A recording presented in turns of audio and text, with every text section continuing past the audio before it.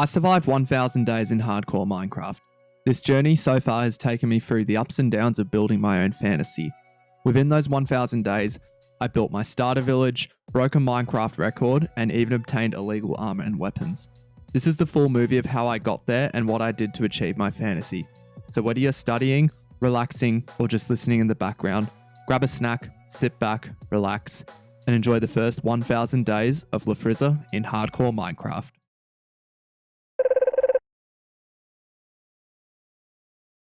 Okay, so I'll start out by getting some wood. So this is simple enough.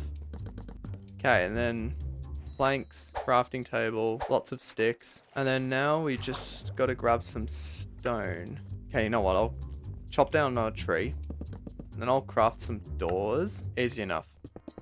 Stone pickaxe, shovel, stone axe, and then a sword. I'll need some sheets. So 1, 2, 3.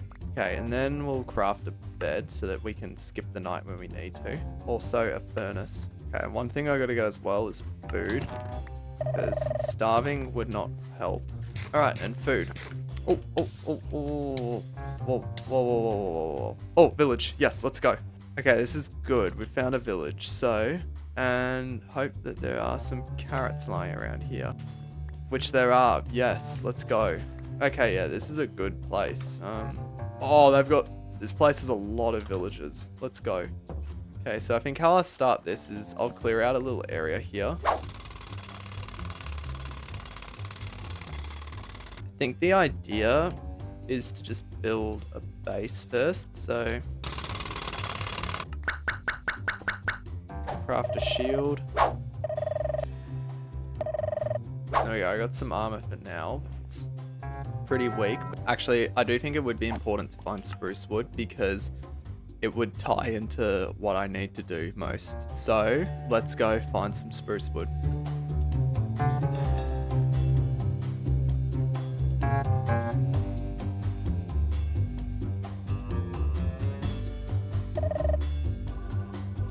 Yes, there we go. Spruce trees. All right, finally some spruce trees. So now, okay, we got a lot of spruce saplings now, so 12 should be enough. Now it's just a matter of getting home, so let's get home. Alright, we are home. Let's go.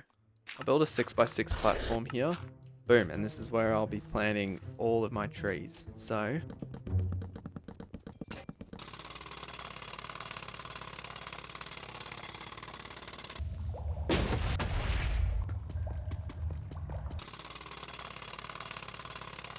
with my first house complete, I think that it would be best to actually get onto some more important stuff because we need to make some faster progress. Okay, so I guess now let's try to think about villages because I am going to need some armor. And how can I get diamond armor? Well, I can use villages. What's up everyone? Professor LaFrizza here to break down how to play Minecraft at a very low risk. So how do you make your first half of 1,000 days super productive? Well, put it this way. Some things you need to do in your first 1,000 days, let alone first 200 days, feel easier. Most commonly, netherite armor and tools are a must because of the stat armor toughness. To do this as cheap as possible for a start, you'll need a villager trading hall and a villager breeder, which we've all seen before. So boring, right? Because I'm following in footsteps of others. Wrong! Villager trading halls and breeders come in all shapes and sizes, and you can customize yours however you like. Don't let me tell you what to do. Then with all your villagers in place at the trading hall, acquire as many emeralds as possible and turn it into diamond armor and tools. And now, you have flashy new armor without spending any time mining. Class dismissed.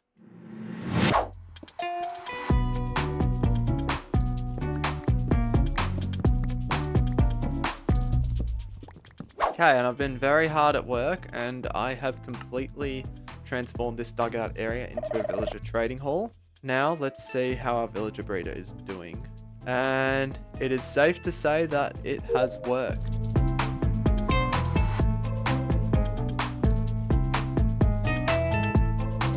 Now that I have my fletchers in place, it's definitely time to start thinking about better equipment. So with these two villagers here, we'll get one of them in. And then you, sir, will be a toolsmith, I think. Okay, we've got 2 of the 3 equipment-based villages in, and we're empty on villagers, so we'll do some chores in the meantime just to fill it back up, and then we'll get back to work. Time lapse, and we'll be back in business.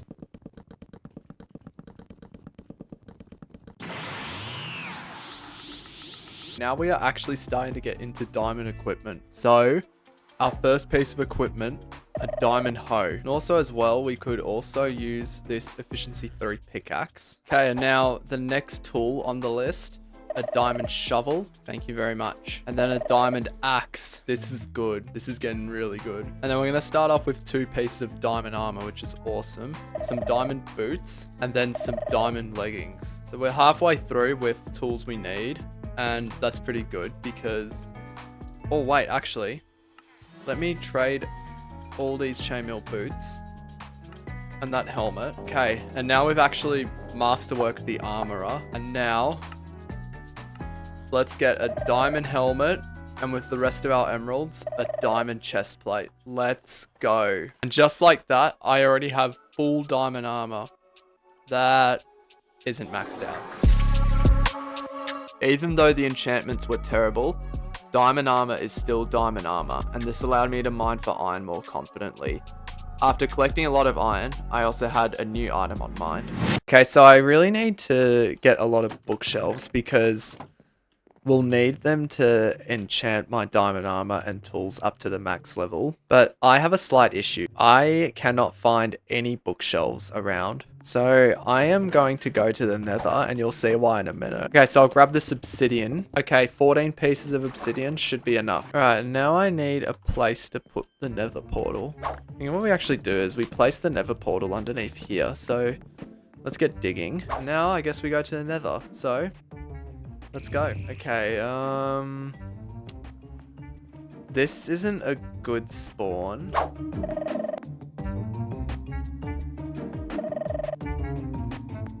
There we go. Okay, we're down safely. So now I just need to kill a blaze. Okay, die. Okay, did you drop a blaze rod? No, you didn't. Okay. Okay, I've got 2 blaze rods now, which is totally not enough. I need a few more. Okay, I got 10, which should be enough. So I'll head back home. All right, I have made it back successfully. Well, that was definitely not stressful. Okay, and with all I've acquired, I need 2 blaze powder. And then I'm also going to need some ender pearls. So that I don't have to wait for the night, I'm going to craft a brewing stand. Then I just need to send a villager into a trading spot. So on your way, minecart broken, and you will be a cleric. I can trade this cleric up, and then beyond the glowstone level, oh no, that is no good. Or has it changed? No, it hasn't. You might not want to watch this. So sorry to do this to you. Oh. What's this? Wait, what is that? Cleric villager head. Oh, that's pretty cool. Okay, take 2. Let's see what we can do. So redstone, lapis lazuli. Okay, please have ender pearls. Yes, let's go. And we'll just take 4 of those and craft some eyes of ender. Thank you. All right. Okay, all of you didn't need to see that. Yeah, and they're still giving me discounts despite killing a cleric. That's pretty beneficial. Okay, now I'm gonna go find the portal because, like, I think that it would be easier than just killing cows manually. Okay, it's probably under here somewhere. Here we go. Here it is. Let's go. Oh, no. Annoying silverfish. Get off. All right, and we are in. Oh, I just found a trial chamber here. Oh, that's cool. There's the library. So I am going to grab all these bookshelves. And look at this. This is what I was looking for all this time. And also in here as well. Oh, yes, this is good. Power 4, sweeping edge 3, protection 4, loyalty 3, and then an armor trim as well. And then here as well. All these enchanted books. Just give me the goods. So let's head home. Okay, and I am back home. All right, and then we'll just grab some wood. All right, and for what I came for, bookshelves. Let's go. And also while we're here as well, we can finally make an enchantment table. Alright, and then a perfect spot for an enchanting table, I think, would be right here. Okay, and here is where the magic will start. Oh, I'm such an idiot. I really could have just traded. And then I'll place my smithing table, grindstone, and anvil. And okay, that is a working enchantment table. Whilst I'm actually thinking about it, I'll get some more emeralds. And then I want to level up my farmers because then just after this level, we can now trade for golden carrots. And this is the best food in the game because of its saturation, and it restores enough hunger bars to stay active. And because I'll only be eating golden carrots throughout the rest of this world now that I have infinite access to them, I think it's best if we make our hunger bar look more realistic. And like, let's face it as well, the old school look is cool, but I feel like it's very outdated. So, spicing it up a little. Okay, but also as well, we can actually get to some enchantments because if I look at some of these, like this sword and pickaxe are absolutely terrible. So we'll just disenchant them. And then by using the cleric's lapis lazuli, we can actually get better enchants on this. Like, look, efficiency 4, fortune 2. Like, that is 10 times better. And then for the sword, sharpness 3, unbreaking 3. Pretty good. Even as well, my shovel's pretty bad. So can disenchant that and then enchant it. That is a whole lot worse. Let's try that again. Yeah, there we go. Efficiency 4. That'll be a lot better. And also as well, I think we can actually enchant my diamond armor a bit more. One thing as well, that XP goes really quickly. Because I do have 30 levels, I'll actually re-enchant my helmet because I've got one opportunity to get a good roll. So let's see. Oh, do I take it? I mean, that's fine. Yeah, I'll take it, but not what I wanted. Yes, I found a zombie spawner. Let's go. And what's in here? 2 name tags. It's useful. Okay, I'll start with digging a hole out here, and then this will be my killing area here.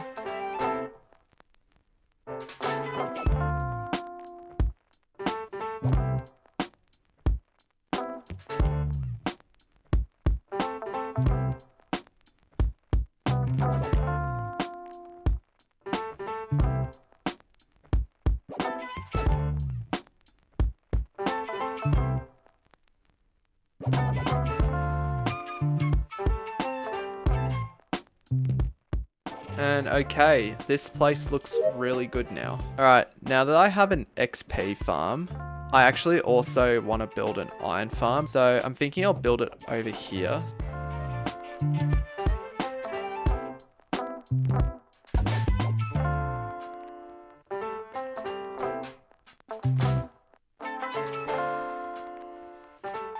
Finish the farm, but it's producing really slowly, unfortunately. But what I could do to kill time is actually try to focus on some enchantments. I'll go farm some XP and hopefully we have a good supply of iron. But also as well, it's time to start focusing on my librarians and trying to get some mending books because that would be useful.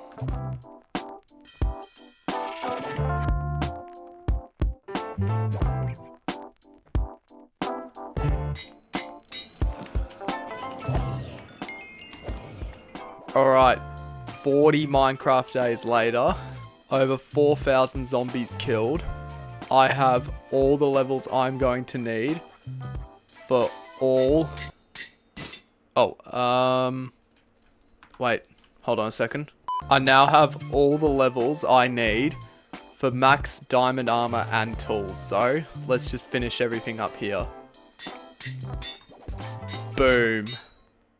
And now I have no levels. And even if you want proof that I've been at work for so long, my iron farm has been producing. So that should be enough to say that I have been very hard at work. Now that I have fully enchanted tools, I find that it would be a good time to beat the game. And I think, let me grab some gunpowder and some sugarcane and then craft some fireworks for later because you'll see why. I'll also need some glass bottles. What I'll do is I'll go down here. Now that I have silk touch, I can just mine a little hole out here, build out a wall and floor first, and then see where it gets us. Oh, while I'm here as well, I might just grab this sand. In the meantime though, I'll smelt the sand for glass, and then I'll make like a tabletop here. Do a little storage unit here, then some brewing stands, and then a storage unit, door, and then some nether wart. Bravo. Alright, and it's coming at a good time because it's nighttime again, and now the hunt for phantoms continue. So let's just jump around in the trees and see what we can find. Another night. Let's see if we can find phantoms.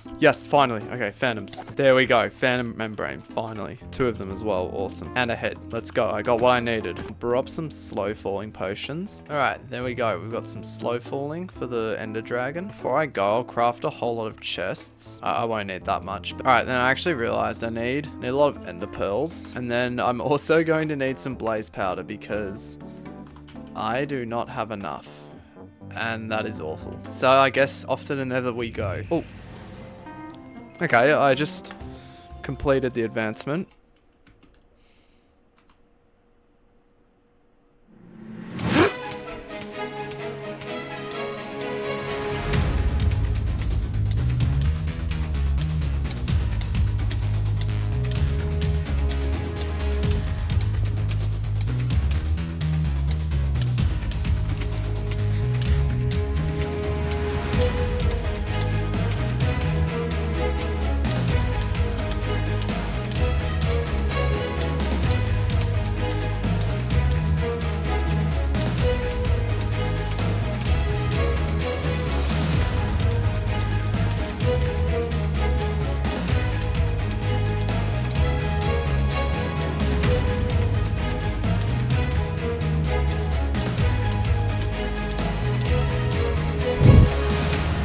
Oh my god, that was tight.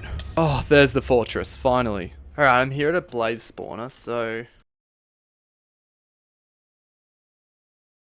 Okay, 36 should be enough. Alright, now we gotta go home. Alright, and after all that work, now we can beat the game, so let's go. Alright, now we're here, let's do this.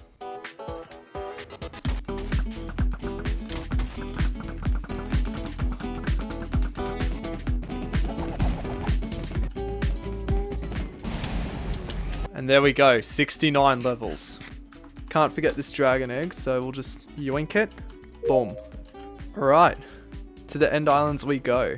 Gee, that is a dangerous spawn. Alright, let's go find an elytra now. Oh, is that what I think it is? Yes it is, let's go. Alright, last shulker, boom. And what's even in here? Nothing useful. Alright, and now, the item we came for.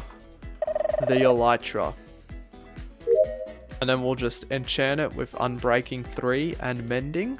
And now when we put it on, boom. I've wanted that for so long. Alright, now personally I have one issue with the elytra, and that is the default skin. So I thought, why don't we just make it look like the Ender Dragon wings? Honestly, that looks way better. So now that I have an elytra, and I've got a few shulker boxes on hand, I think the best thing to do now would be to actually build a paper and gunpowder farm, because I am going to use the elytra so constantly that I am going to need literally a lifetime supply of firework rockets. But also as well, now that I have an elytra and can travel hundreds of blocks in seconds, something that's actually big on the bucket list is a totem, which would actually add an increased layer of protection. And then I just have another layer to go in netherite armor and tools. So I'll craft some paper, grab all the gunpowder I have, and I'll make some level 3 rockets just for now, and then some level 1s. So I think what I'll do, because this guy isn't selling me a woodland mansion, I'll go a different direction, and I'll grab the infamous ominous bottle. This is the worst feature ever. And then we'll go find a village that would be willing to do this. And then... does someone want to go into their house? Okay, and then we'll block you in. Alright, then we'll get up on top of the house here, and then... alright then. Here goes nothing. Where are the bad guys?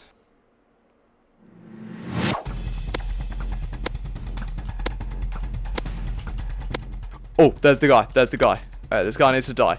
Die. And this is helpful, because now I have an extra layer of protection where I will be immortal. Unless this pops. So... let's be careful now. Honestly, let's just submit Ravager and be done with it. Yeah, you can't do anything for me. I'm pound for pound the best fighter here. Even you can't do anything. Oh, there you are. And... die. Alright, here we go. Right, and that's the raid. Alright guys, you can now be let out. Now that I've got totems, I only need one more layer of overall protection, which is netherite armor. But I do have a slight issue with the totem, because it covers up way too much of the screen, and I personally don't like the look of it. So I thought, why don't I just make it look like my own skin? There we go. That looks way better now. So now let's get on to the paper and gunpowder for fireworks. And we'll also need gunpowder for netherite because I do not like strip mining for ancient debris. Okay, I'm going to build another room here. Okay, you know what? This is actually taking a while, so I'll just skip ahead. I think what I'll do here is I'm going to build maybe a little dungeon here.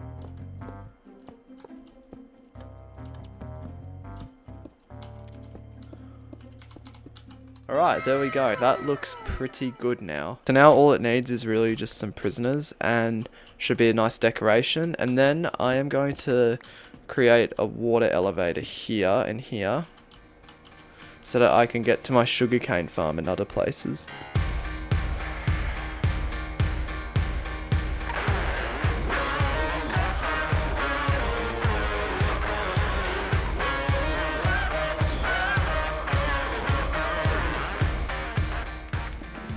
Alright, so I'm up to the creeper farm and I'm going to need a lot of building blocks for this. So, or actually because I need so much, I think it would just be easier to do a stone generator.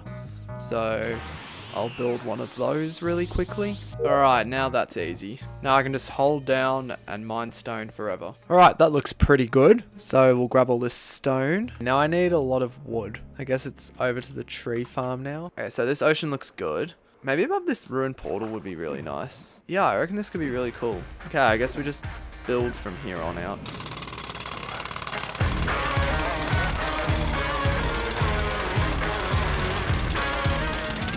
Alright, and that is the farm done. Okay, now with our farm below, we can now do an AFK test here. And we'll see how much it produces. Not bad. Not bad at all. Now that I have the gunpowder farm, not only can I make level 3 fireworks, but also I can now make loads and unlimited TNT. So if I just grab all this gunpowder, we have just shy of a full shulker box of gunpowder in 1 hour. It's not bad. I'm going to need TNT for max netherite armor and tools, which is now the next phase of this plan. So I guess I've got to find a desert somewhere. So I guess I'm going to have to fly as far as I can to see if I can get there. Okay, and now I'm just going to need to dig up a lot of sand, so we'll go do that. Okay, that's probably going to be nowhere near enough, so more digging. Okay, this should be enough sand, so we'll pack up and head back and see what we can get. Okay, just short of 5 stacks. Before we actually start mining for ancient debris, we actually need to get a smithing template first. So I'll head to the nether. We just need to hope that one of them has spawned in a bastion. So we'll go check this one first. We'll also steal their gold because, I mean, why not? I just think those bridge bastions are very hard. So I would prefer it if we found a treasure bastion. Is this one here or? No, I don't think it is. We might have better luck here. So boom, boom, boom, boom. Got 4 chests here. So, all right. Snout batter pattern. Did I say batter? I actually did. Okay, here we go. Netherite upgrade smithing template. Let's grab that. And then an armor trim as well. So we'll take that. And then another gold block. All right, that is a pretty good haul. And then with the netherite upgrade, I'm going to need 13 of these. How do I get 13 of these? Well, let me explain. So using all the diamonds that I've accumulated, I'll put it into here and then I can just duplicate it like so. Now I can double it up and just keep going. 8, 9, 10, 12, and then last but not least, 13. And in fact, we'll even craft one more just for safety. You never know, it could be helpful. And literally there goes all my diamonds. And then I'll just light it on fire. And now we wait. Enough playing around. Let's grab our first piece of ancient debris. Oh, here we go.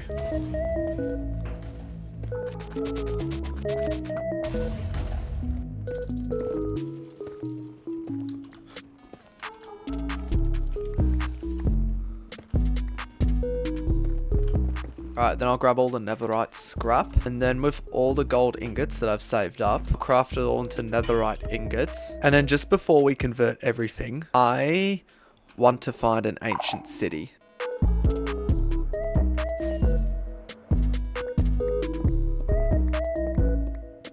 Oh, okay, deep duck. Let's go. Okay, this is pretty dangerous, but I'm going to fly over the top and into here. I could waste a night vision potion, but you know what? I might as well because you just never... Okay, no, that was a waste of resources right there. So...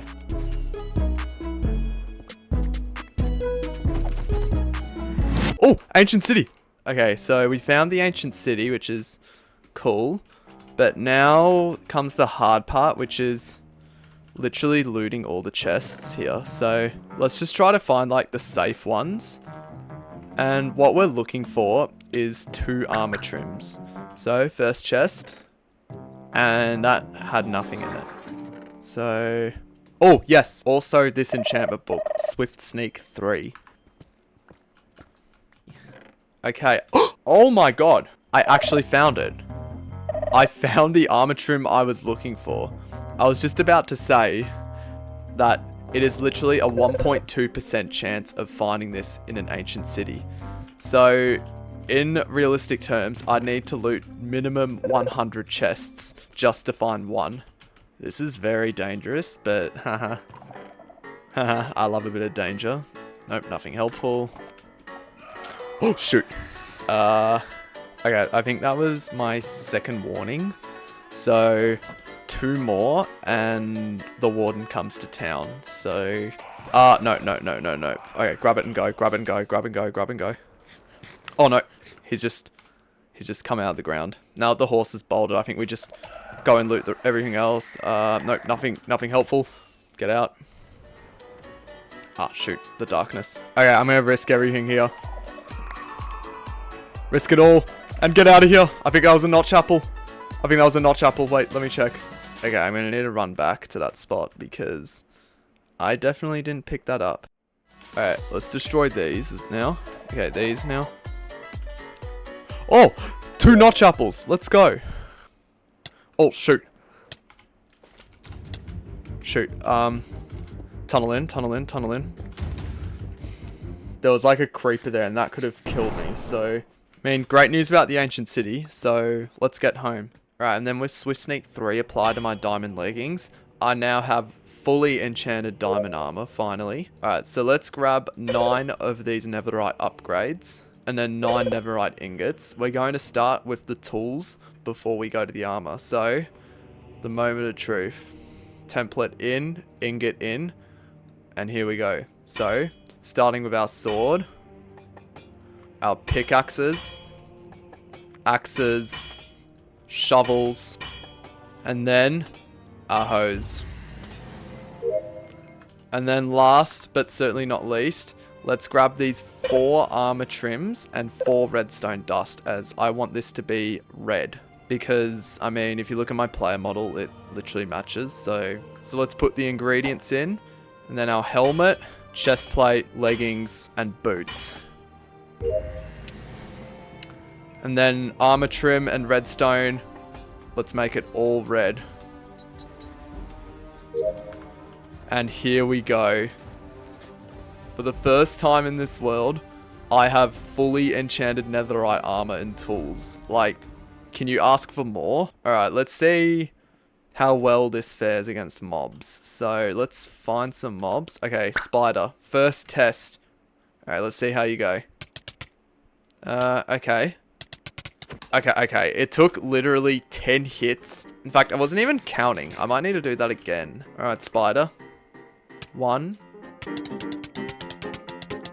Okay, it literally took that spider 18 hits to deal half a heart of damage. As long as I'm playing at half intensity, like, I'm pretty much unkillable. Like, okay, let's try skeleton. Alright, let's see how much damage you can do. 9 arrows from a single bow. Alright, and just one last thing. Personally, I'm not a big fan of the purple glint, so I'm going to change it to red. Okay, and now I look like a proper stone cold killer here.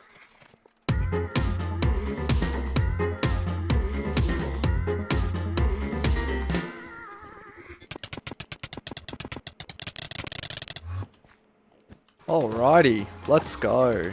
And there we go. Okay, level 100. Okay, so now that I've also got 100 levels, I want to actually transform this village. And I actually want to start off by actually tearing down my starter house.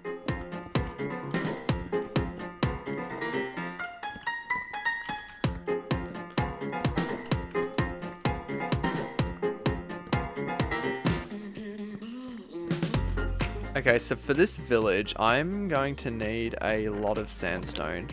I've got to go and find a desert here. So, I guess let's get flying and see if we can find one.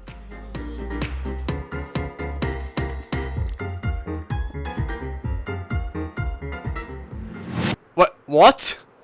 Hold on. Wait, what? I literally just found a second woodland mansion without a map. Oh, what the hell? Bro, I just found a woodland mansion without the map. Like, are you serious? Like, what? Alright, I'm gonna beat this guy with my bare fist, so...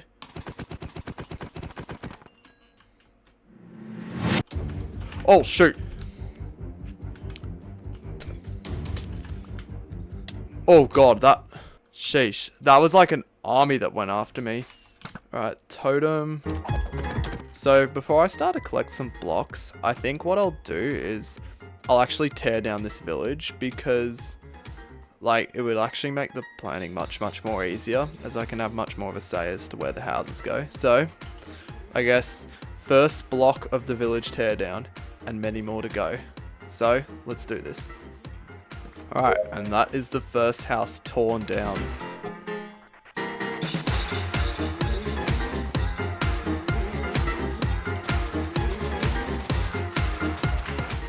Okay, one thing as well, I'm going to be digging up a lot of stone whilst flattening out this land here. And this has made me thought that I should probably take some time to get a beacon. If you think about it here, like, all this stone, it's going to be slow to mine. And as well, for the future, it will actually be worth the investment of time. So, we'll go do that.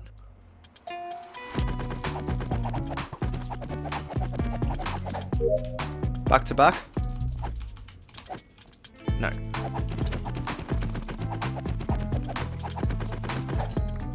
Ooh, number 2. Let's go. Alright. Oh, and I got number 3. Let's go, baby. Oh, that was so quick. Alright, and then we'll just spawn the wither like so. Oh, it escaped. Alright. Now we can craft a beacon. And then if we go over to our iron farm, which has been hard at work since we first built it.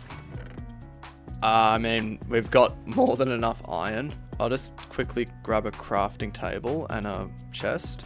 And we can just grab all this iron. Jeez, nearly a full chest of iron blocks. So we'll just take enough till we have 164 blocks. And boom, beaconate it and bring home the beacon. Then using an emerald, I can power this to be haste 2. Let's get to work.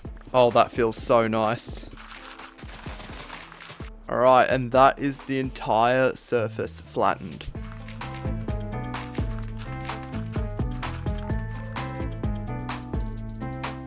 Okay, I think I've got the rough layout here, which is really good. Now it's just a matter of collecting all the blocks that I need to collect. And there is going to be a lot of blocks because I do want this village to have a huge variation of house shapes and sizes, as well as roofs and walls. So cobblestone I can see working.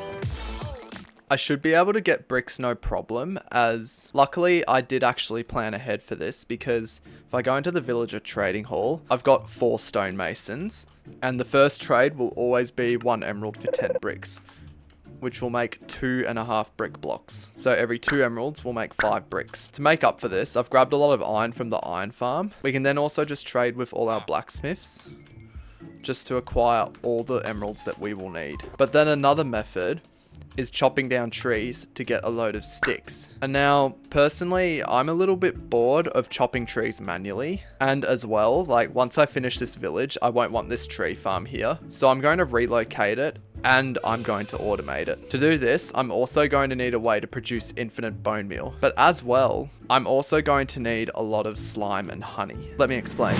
Okay, so I'm back to do more explaining. For how complex a tree farm is, you need to build initial farms first, which would grind you materials. Starting out with a slime farm. Slime blocks are very important in Minecraft as they are a building material in building automatic farms, such as TNT dupers, which this model uses to harvest wood. Having an unlimited supply of slime allows you to build as many farms as possible, even if it's for an odd use. So if you want to build one of these, I'm certainly not going to stop you. Class dismissed. Alright, and that is the slime farm done. So now I guess what we really need to do is the AFK test and see how much we get in the next 30 minutes. Alright, 30 minutes later. Yeah, okay, this is good. This is pretty positive. So, we've got all the slime that we'll need, hopefully. Now it's just a matter of building the honey farm. So, hello. I don't want you guys here. Get off my property. Can you go into the hive potentially? Oh, here we go. Alright, there we go. Now, if we just mine this with Silk Touch, we get an advancement.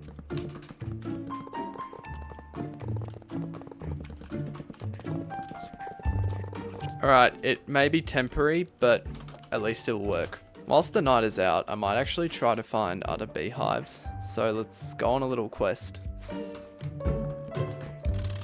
What I'll do is I'll mine 5 layers of this tower, and then we'll literally see how much honey I've got after that. Alright, let's see how much honey I have now. Maybe I should mine the entire tower. I feel like that's not enough for so much work. Haste 2. Alright, that took a long time, but we have our full shulker box of obsidian. And now let's go and check this honey farm and see how much we've made. Okay, not bad. Not bad. Alright, and now I've got all the building materials that I'm going to need for the bone meal and tree farm. For village continuity purposes, I'm going to build the tree farm first because that will be the farm that ties into the bone meal farm. And it's going to be out here. So alright, and that is the tree farm done. This side here is going to be a bit decimated by the TNT duper. So I thought, why don't we change it to all obsidian just as a flex? I mean, why not? Alright, so now we are up to the bone meal farm. So let's pick all this up. I think here should do. So I'll just flatten out an area. Alright, now that we're here, let's build this farm. Alright, and that is the bone meal farm fully built. So now I think if I just put some bone meal in this dropper here, once we hit this lever, we should be producing bone meal. Oh, looks like it's not working. And then the last little touches are just some extra terraforming here because I've built a little bit into this hill. So I'll fix that up really quickly. All right.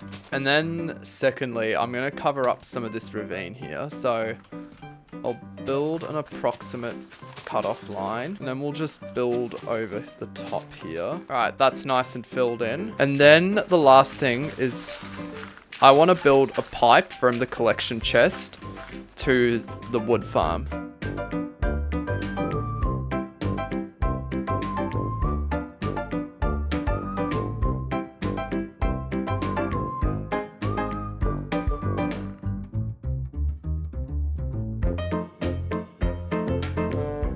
Literally all these jungle logs just for one building project. But as well, I'm also going to need another building block that's huge.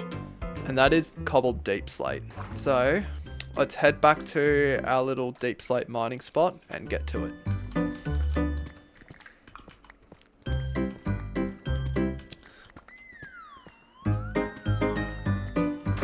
Alright, and to solve this mob spawning issue, I'm going to use mini HUD to figure out the lighting levels. So when I toggle mini HUD, I'm going to have these zeros appear on the ground. If the value of a whole block is 0, that means mobs can spawn there. So I want to make sure that there are absolutely no zeros around this village. I'll get 2 sources of light blocks, which are going to be some custom lamps. And then I'm going to go and grab some glowstone. And then lastly, I'm going to need some moss carpet. And then to fill out some extra space here as well. Over here.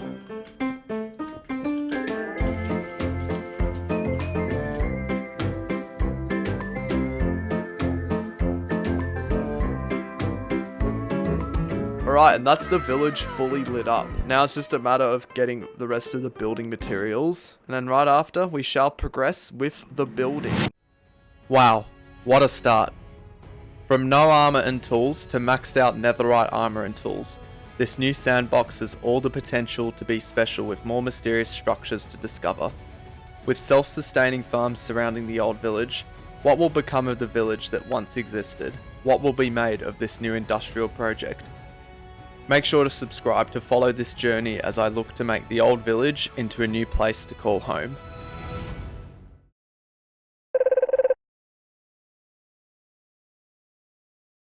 Alright, time to go outside and embrace my new home. Oh, wait a minute.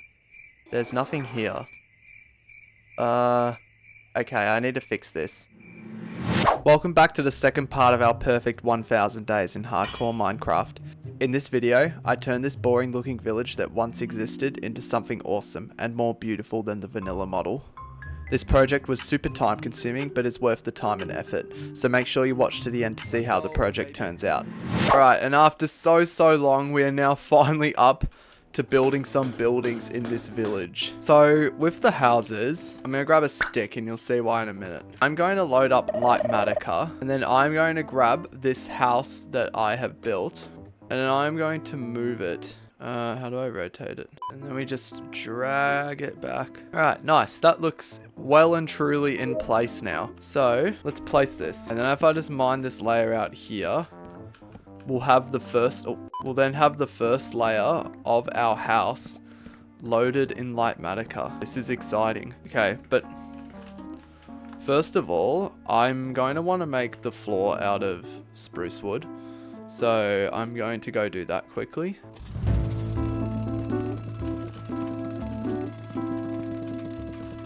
And then with the rest of the blocks, I'll also just craft the usual spruce blocks that I'll need. So fences, stairs. Alright, and that should be very good. Should also take the opportunity to actually turn the stairway into the basement also into spruce stairs. And then we'll just craft some more stairs. And then we'll just change this one. And then last but not least. Alright, that looks pretty good now. And then here as well. Alright.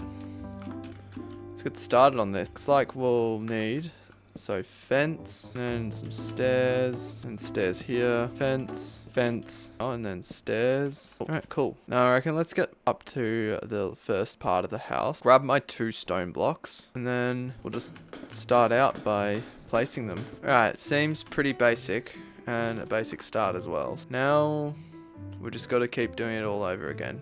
Layer by layer. Granite and the terracotta. And then we'll just go like so. It's actually, oh no, right, cool. That's the first part of the barn. And spruce trapdoors, composter, and then water. Doing good so far. Place that block. I'll just grab 2 shulker boxes. And then by using the light matica menu, I can get a list of all the materials here. So I'm going to need 87 dark oak slabs. So just go to our dark oak logs, craft them all into slabs. We have more than enough. We need 50 more granite, 55 white terracotta, and pretty much you get the point. So I'll just collect all these and be right back. Alright, and that is everything that I will genuinely need for the first house of this village. So let's head over and start to build this house. Whilst I build my new starter house, I'm pleased to announce that by popular request, I have founded a Discord server. For every member in the server, I will launch a firework rocket, and every video I make in the future, I will add 5 members in this world. So if you want to be part of this journey, please join the LaFrizza militia.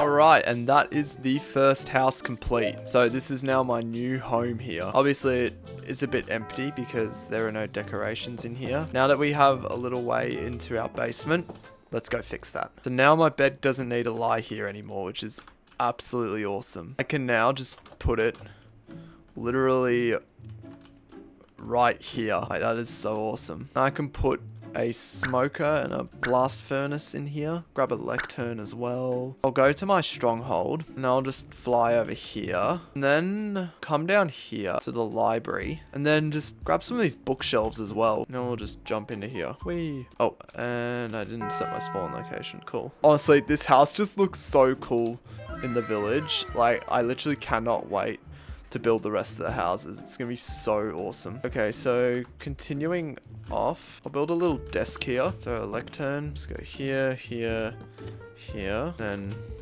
chair, put a lantern here. So I'll take the light out and then, actually I'll make here the desk. So we'll just break all this. 2 spruce trapdoors. Like there. We'll put a lantern. Grab another flower pot. And then we'll just grab any flower. And then we'll place it here. And then over there. And then just to keep it clean, we'll cover up the sides of the bookshelf. I want to get more flower pots. I'll just place them where I want them to go for now. Here. And then I'll also do here. So for this to happen, I'll go to the desert. And it's all the way over this way. So we'll just go there. Alright, we are at the desert.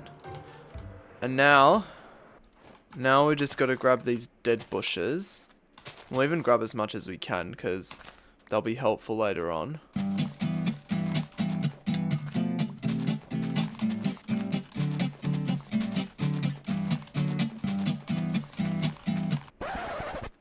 Ooh, that is unfortunate.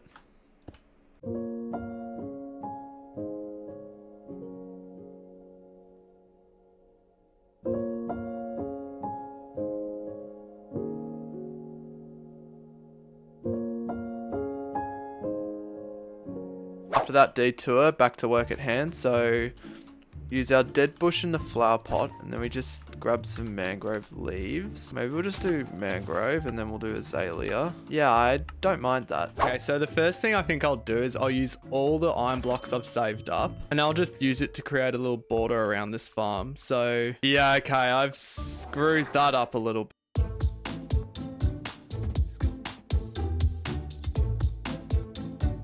Alright, and that is fully transformed now. I'll start out by building an entrance here. So we'll grab some bricks and some granite. We'll go from here as the entrance. So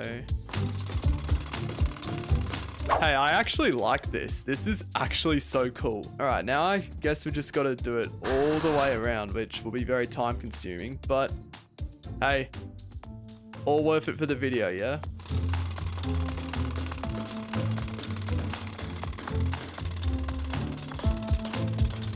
Alright, this looks pretty good. Now I'm going to do the all-important lighting up the roof just so that mobs don't spawn. I want to make sure that I've got at least one across the roof just so that no mobs spawn. I could get some grey carpets. That would honestly take a while. Let me just do some research real quick. Oh, hello there. I'm back to explain something very helpful for you. If you want to use grayscale carpets to spawn-proof a roof, think again. Minecraft added this biome called the Power Garden. You may have heard of it. It's home to a thing called the creaking, which can't be killed by fist. But it's also home to this new block called Pale Moss Carpet, which to the real LaFrizza's eye, is perfect for his project. But if you want to source grayscale carpets, you can also do that. No judgment. Class dismissed.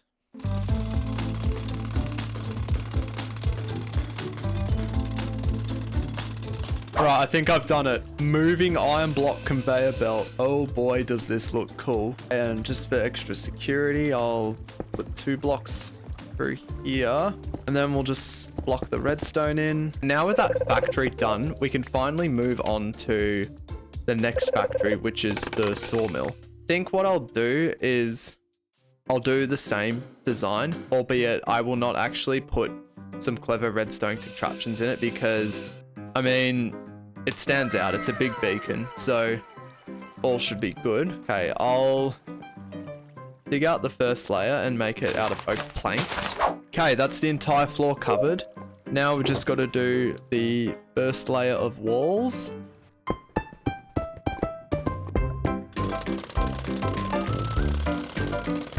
Damn, let's go, baby. This is very, very cool. It's a very simple factory and it's super effective. Absolutely love it. Whilst I'm actually thinking about it, I actually forgot to build some extra pipelines through this iron factory. So I have got to go fix this now.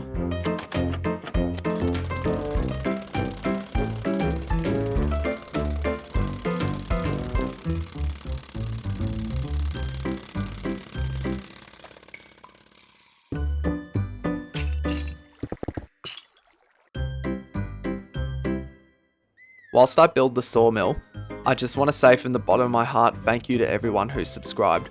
We literally hit 1,000 and counting within the first week of uploading. So if you want to see how this world progresses in the future, please subscribe. It comes at no cost and it helps both you and I out a ton.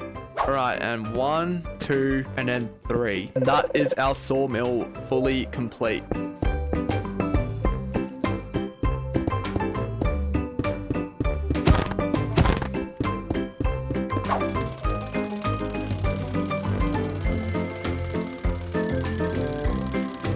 Right, and that is 3 houses built just like that. Okay, but I'm not done. Let's start to decorate this place now. Pretty well designed.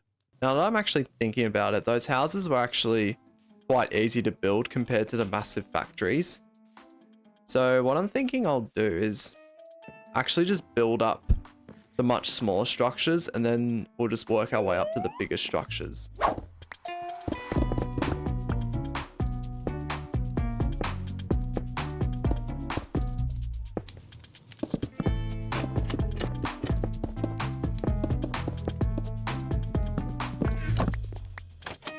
We're up to a very, very exciting part of this build, which is the vineyards. Because, I mean, let's face it, you've probably been to Italy before and you've seen vineyards before. So I think for the farmer's house, this like small little part here, I'll probably do white concrete and then the diorite that I've been accustomed to doing. So we'll just start out with the little diorite spikes and then we'll move to white concrete. And then for the main base of the house, we'll do a sandstone design. And then for the other part of the house, I'll just grab some terracotta and then some granite. And then literally replicating this kind of design here on the main house, or should I say my house. We'll just also build that, but this time we'll keep it all to the ground.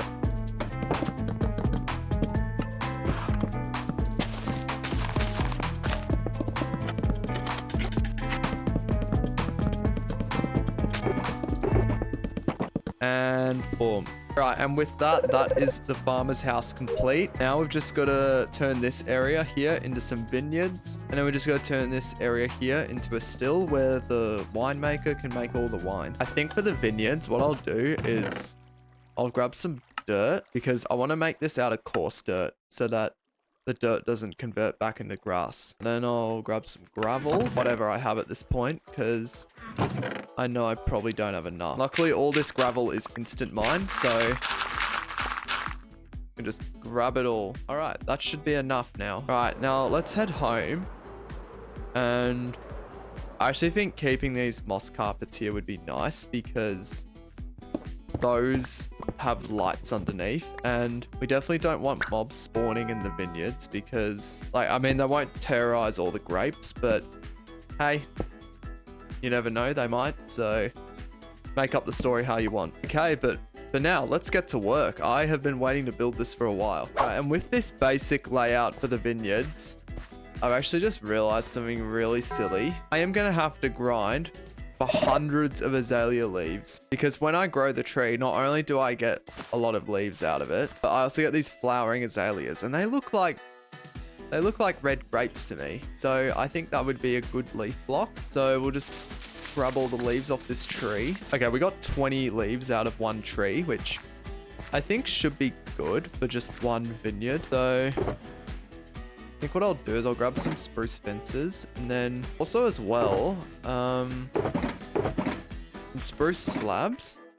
And then I actually just want to get a little bit of a slope going here, if you know what I mean. I reckon that's pretty good. So now focusing on the vineyards, we'll just put some spruce fences here, and then we'll just like spam some flowering azaleas just around here. Oh, it actually turns out I won't need a lot of flowering azalea leaves just to complete this yard, so we'll just cover the rest of it with regular azalea leaves. That looks pretty cool, but I feel like we'd need to like kind of balance it between flowering azalea and regular leaves. I will actually need a lot of this, so all right, and after a little bit of grinding, we got over a stack of leaves and plenty of azalea leaves. So let's place these all down and see where we get to. All right, one bush completed, and I have to say it looks really good. So let's just repeat the process. All right, and that's all done now. Now the last building we need to do over here is the winemaker's hut over here. This will primarily act as just mainly a storage space. So grab some terracotta and some granite, and we'll get to work.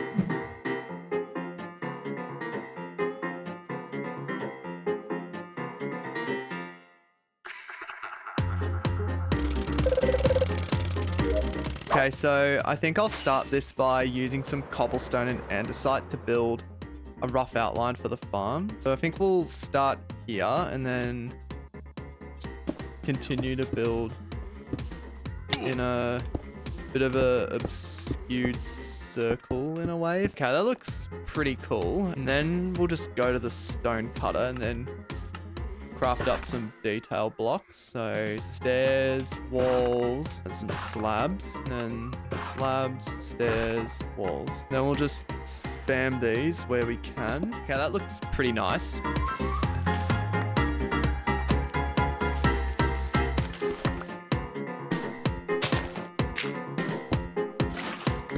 Alright, because I haven't been able to cover the entire crop field, I think what I'll do now is actually start to build the actual house itself. We should have enough crops to then cover the entire field. So I mean, let's get building now.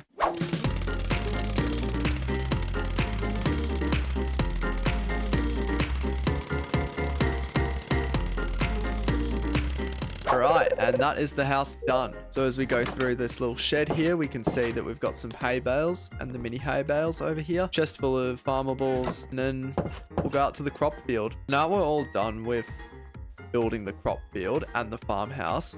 Let's actually finish off the rest of these houses before we start to get to the main big buildings, and also as well the town square. So, shulker boxes down, let's get building.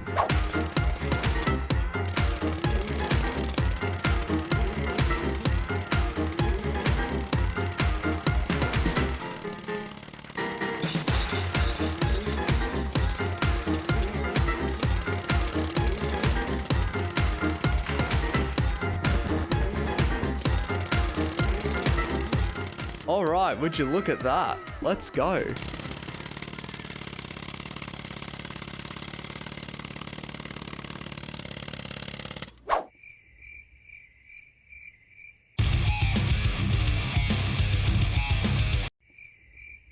Alright, and that is the final house of this village project complete. Now we can't stop here, we actually have to build all the professions. I'll start with maybe the smaller buildings, and then we'll go up to the bigger buildings. I think what we'll do is we'll start with the weaponsmith here, because I think that it could be arguably the easiest profession of all.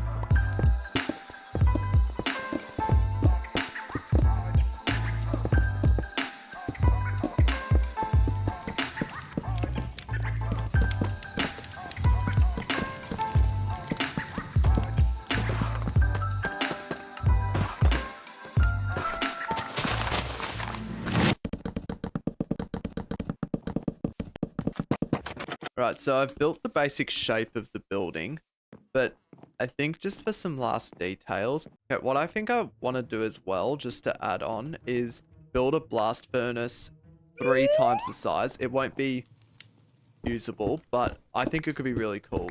And it would be a nice detail to show some extra effort that has been put in. So I'll grab a ton of andesite and cobblestone, or just whatever I have left of it at this point. I'll grab however many blast furnaces I have left. And then I will also take some iron bars. And then cobblestone, more andesite. What I think I'll do actually is I'll put a campfire block here and granite. Then we'll shape that. All right, there we go. That is the fireplace upgraded now. Now we've got a working fireplace here, and we'll place some bars there. Then here, what I'm thinking we'll do is we'll place the blast furnaces here, some iron bars here, and then we'll basically build this up completely from the ground. All right, and then before we block off the roof here and build up the funnel, we'll just grab some lava. That, if I am being honest, was totally pointless, but hey. And then we'll just, actually with the floor burn potentially,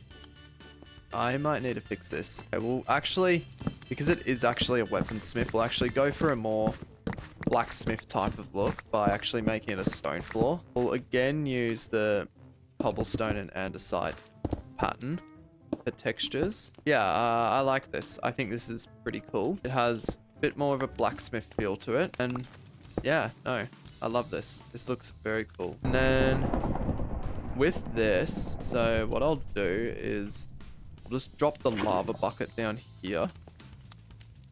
And then it should... No, it didn't. Okay. I need another bucket. All right. And then with this second bucket, it should then cover all of the furnace, and it does. All right, great. Then we can just build this up, I guess, but I left the cobblestone in a shulker box. All right, and then hay bale, and then a campfire. And then the smoke should go much further up, and it is. Just like the factories in the background here. Producing maximum items since 1989. Okay, that sounds a bit random, but you get the point. Farms are farms. They do what they're supposed to do. Alright, and then just for some final details, I'll add a little path here of gravel and some other stone blocks. Right, there we go. That's a pretty nice spread. And I'll add an anvil. Alright, and then some iron ingots of however many I have here. Like, it's a lot. And oh, look, we even have more coming in. It's just crazy, man. Like, come on. An iron farm should be cheating at this point. That's how valuable it is. Alright, then I'll grab some wood. And then we'll make a smithing table. We'll also put it outside the blacksmith here. Alright, and that's pretty good for now. I could actually create a bit of a border around here. So, swap to my cobblestone. And then, yeah, I like this a lot. I think this looks a lot better. And then just to add... Oh, no. Bad idea. I reckon what we can do is just make some stairs here. Right, and then middle on the side. Right, that looks pretty good. The massive blast furnace looks much better shaped. Yeah, no, it's pretty good. And for some last minute details, grab some armor stands. We'll move these in a bit more. Smithing table, grindstone here, and then anvil here. And then with the armor stands, we'll put like one out here. Across here, we'll put another one here. I'm going to take a shulker box, and then we'll just load it up with all the armor trims that I've collected over time, including the netherite upgrade. Alright, that looks pretty good so far. We'll also grab some diamonds. That would actually be useful. And then we'll grab 2 more stacks here, because you need them to dupe the armor trim. So yeah, that's pretty good. And then item frames. Wonder if it would be cool to actually put the blocks that it needs to in order to be crafted. So if we just look up the blocks that are needed, I wonder if that would be cool as well. Actually, I don't mind it. I think I can grab some blocks. All right, and with some per block retrieve, I'm going to use the item frames. Actually, wait, no, I need barrels. What am I thinking? All right, and then in the respective spots, I'm going to put I'm going to put the block, diamonds, and then the trims in here. So diamonds, and then the blocks, and then the armor trims. Right, and that's that done. Okay, so I think for the profession buildings, I'm gonna start out by hacking out the wooden base and changing the blocks. And then I think what we'll do is, and then with the spruce planks, we'll actually put it up to here. Now, I think to make this look like a stonemason, I'll grab my walls if I can find them, and then we'll just build it up here. Fences. And then campfires. Actually, let me try something a little bit different. I'm going to actually instead, yeah, so campfires are good.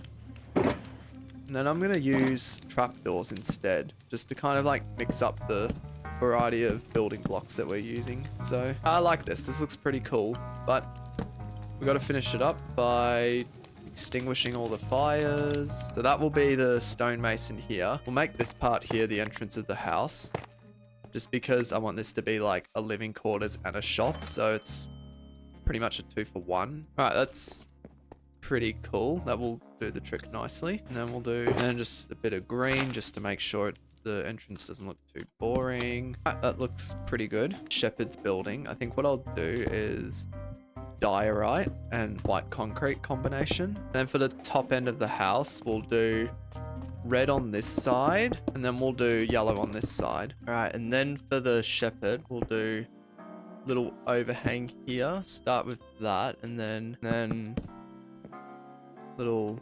overpass here. Then we'll use trapdoors here, and some azalea leaves, stairs on all corners, and then here as well, and then slab, and then we'll just put a trapdoor there. And that's the shepherd's shop here. All right, that looks pretty cool, I have to say. Okay, and then I'll go down and see if I've got any string lying around. Okay, I've got some white wool, which is good. Okay, I don't have any string, and it's daytime. Okay, I see how it is. Okay, and then for the Fletcher, I'll do the same thing for the wall blocks, but I actually want to dye it a certain color, and I'm gonna be careful about which one I pick, because I mean, we literally could just do yellow dandelions, yellow dye, 2 yellow wool, banners as well. So I'll just grab 6 more, and then yellow dye, convert it into wool. Actually, now that it's nighttime, I need to go mob hunting. Right, 23 string should be enough. Really, all we need to do is craft a loom, and we'll place that here. Now we just go craft a bunch of wool-related blocks. You can do a white banner and then a yellow banner. Looks good. You know, it kind of shades off the stone cutter and the stonemason. Why don't we just do this instead? Put the stairs here, and we'll put the loom here. And then we can just put the wall there. And there's kind of like a backdrop of wall in the background. And also as well, I could go to that mansion I found on accident, because I know that one of the rooms is known to have a lot of blue wool. So let's go over there and see if it's got a wool room in it. Okay, no wool found so far, but honestly, I just think this whole pillager head will do, because the beds don't have to be a specific color. So I'll just grab as much as I can.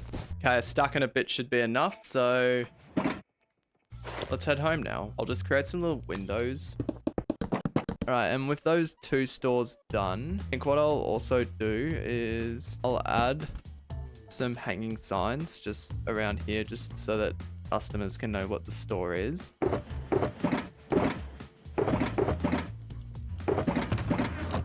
Alright, and finally for once, let's actually use one of these million villages that I've saved up here, because, like, let's just turn this guy into a Fletcher, into a shepherd here.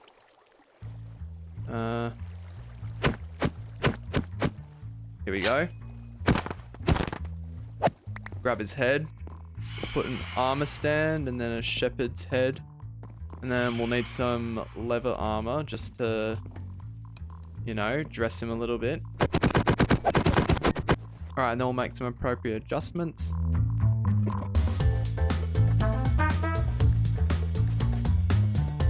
Right, and that looks pretty good, I have to say. Just a basic shepherd selling some wool to someone. Right, but now that we have the stores done, now we just got to finish the rest of the house decorations. So...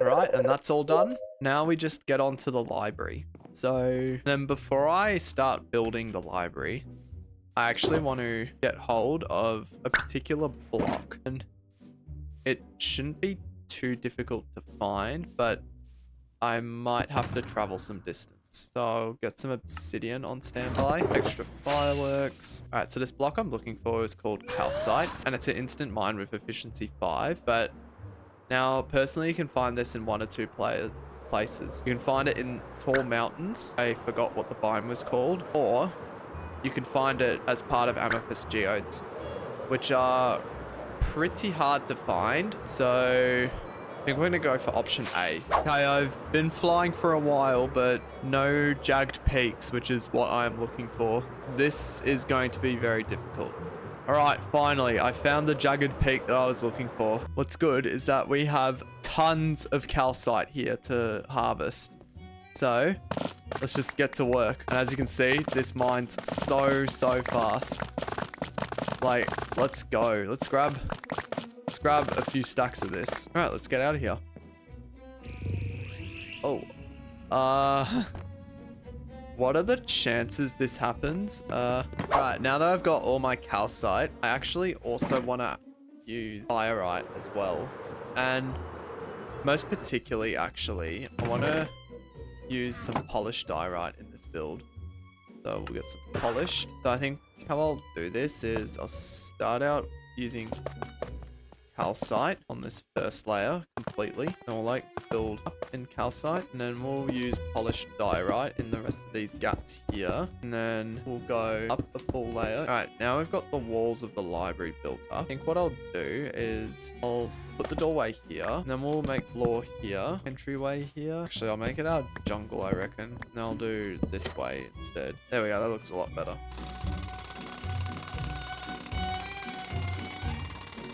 Right, and that is the library 100% complete. So we've got a nice little spot where you can go up and get your books, you can borrow a book from the shelf, and then even some nice tables to sit down and read. We've also got this cool grand clock here so that villagers can tell the time. It's even got a nice bell to it. Going up around the house here, this is where the place gets very interesting. So the librarian's got his bed here. This chiseled bookshelf might be really sus, only if I moved it.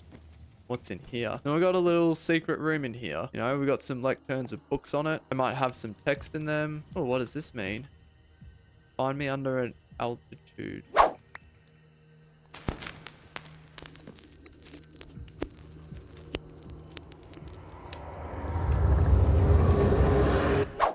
Okay, that was a little bit too scary. There's probably kids watching, so we'll lock up. And then I think for the bakery, I'll just follow a similar building type, albeit it will be a little bit smaller than the library. So we'll work on that. And then just first layer with calcite.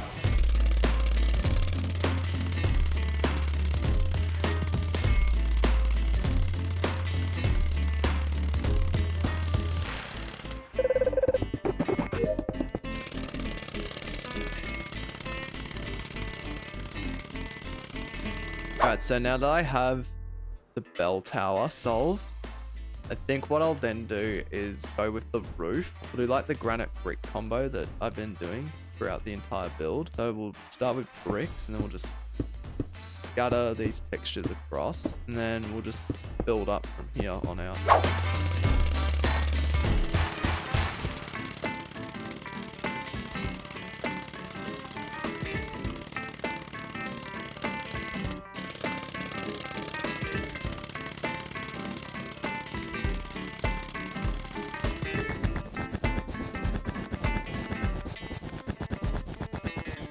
Alright, and that is the church done. So now, home stretch. We are on to the last 2 buildings of the village. And of course, there is a phantom. So Let's get him out of here. Okay, so as I was saying earlier, there's 2 more buildings left in this village. They are both a pizza shop and a gelato. I want to build the buildings kind of like this concept again, where it's calcite and both diorites, and then have some NPCs outside serving. Home stretch. Let's not complain and get this done.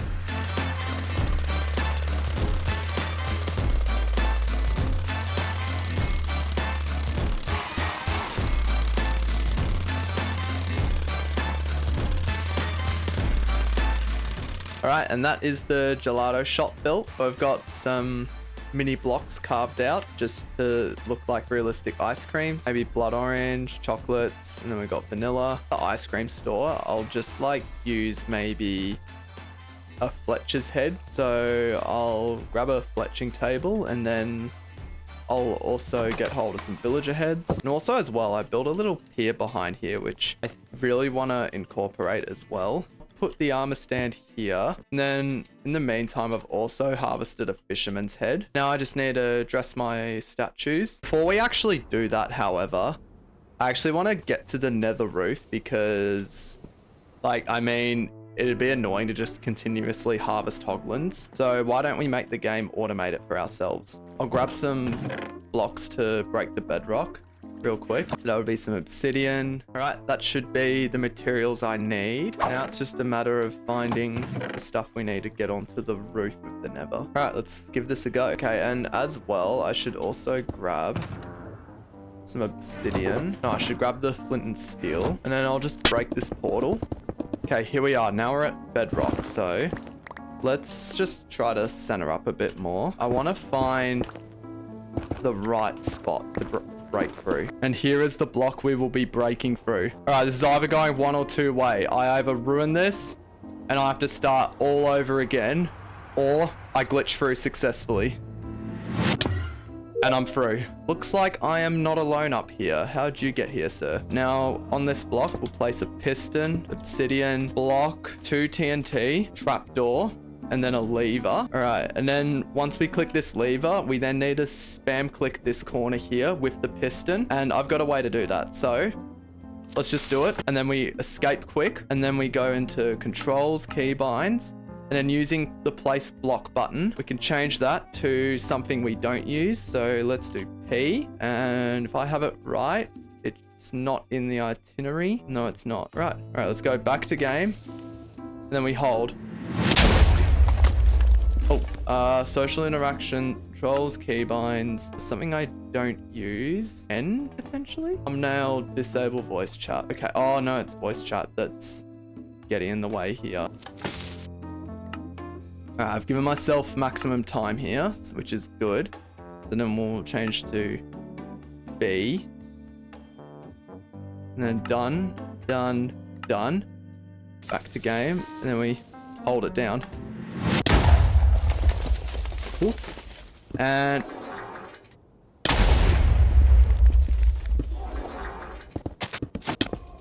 alright, and there we go. We have broken bedrock. Let's go. Alright, now we've got to build our portal on the set block. So we'll build it here. Light it. Alright, we're back home. Let's get to building ourselves a hoglin farm now. So grab a few shulker boxes. Luckily, what's really good is that I have saved a schematic for the hoglin farm. So I've got an entire list of what I'm going to need. So let's collect all this.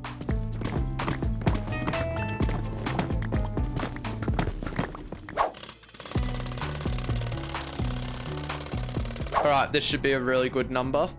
Not even an hour, but it'll do. All right, and then 3 tunics, pants, and boots. And then we'll do, I think we'll do brown for the fisherman, and then we'll do black dye for the shoes. All right, fisherman, you are now no longer naked. Got some clothes finally. All right, and now we've just got to adjust our armor stands accordingly. So let's do it.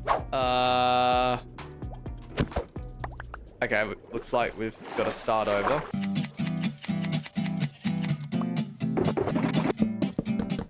All right, and that is the build 100% complete. Now that we have all the buildings in the village, I'm obviously not done, because we have a look at, say, this house here, we just go into here. I mean, this is literally empty. So we're going to need to decorate these places because I did not put all this effort in for no decorations to be put in place. I guess our time and resources will now be put into crafting some beds and then some other decorations for the village.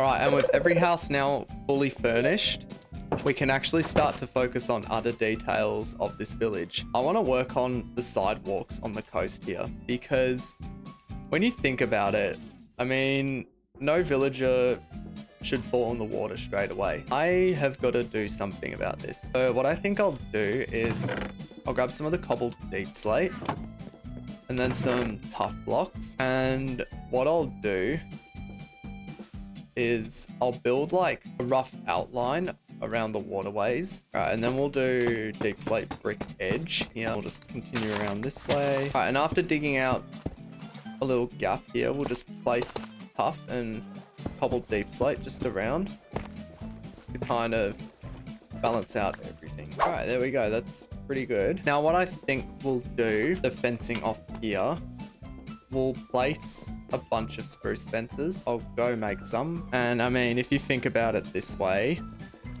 we have got a ton of spruce wood. So we'll just grab it all. Blocks, sticks, fences. There we go. And we'll even do that. Extra fences, because we're going to need a lot of these.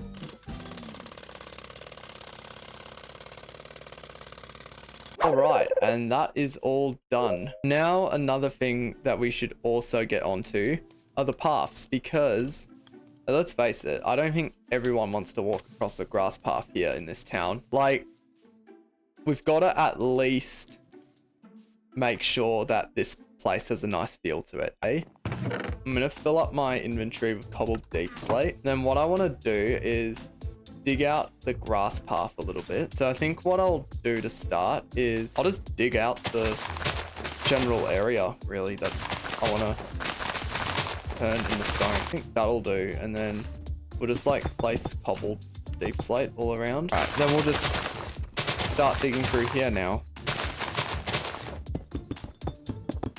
But also as well, I really want to have a path going through here. So I think actually before we get into the final details, let's start by terraforming this spot a little bit, because we've got a cool way to maybe do it. So let's dig it.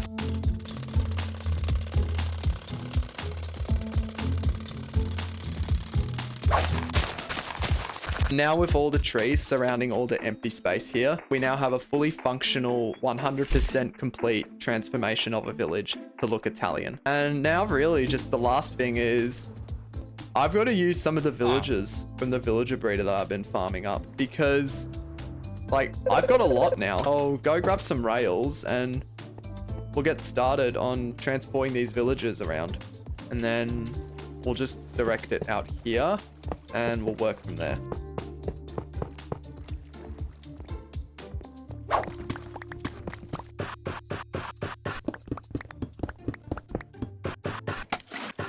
Alright, and that is the fountain built. Now, this guy actually needs a name, so I've just realized I should probably do that. So if you've got a name for this guy here, please tell me. I will select any name. Alright, and with that, the village is 100% complete now.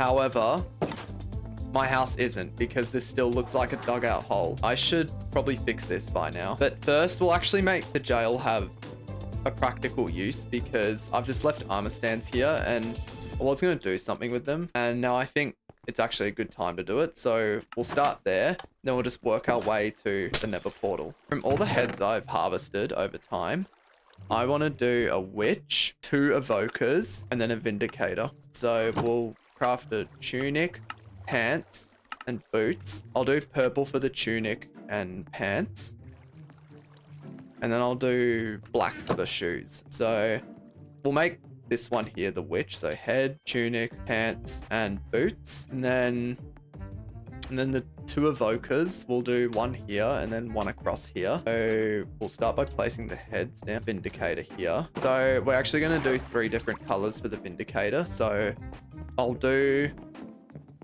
gray for the tunic, and then I'll do cyan for the pants. And then for the boots, we'll make them black, green, blue, and then we'll craft cyan. Would gray dye work? I think it's probably the best. Do cyan pants and then black boots. Boom, boom. Yeah, that looks exactly like the actual mob. Like, let's go. All right, and then for the 2 evokers, this is actually a little bit complicated, but it'll make sense. 2 tunics, 2 pants, and then 2 boots. And then we'll do light gray leather boots, and then the rest of the armor will be black. And then this is where the twist comes into play. We're gonna need 4 gold ingots and then a load of diamonds. Go over to our blacksmith here, and if we just grab, I think it's cobblestone, and then the Vex armor trim, and then did I really forget a crafting table? All right, and then we just duplicate the Vex armor trim as many times as we can. All right, and now with these armor trims, this actually seems really stupid and doesn't make sense.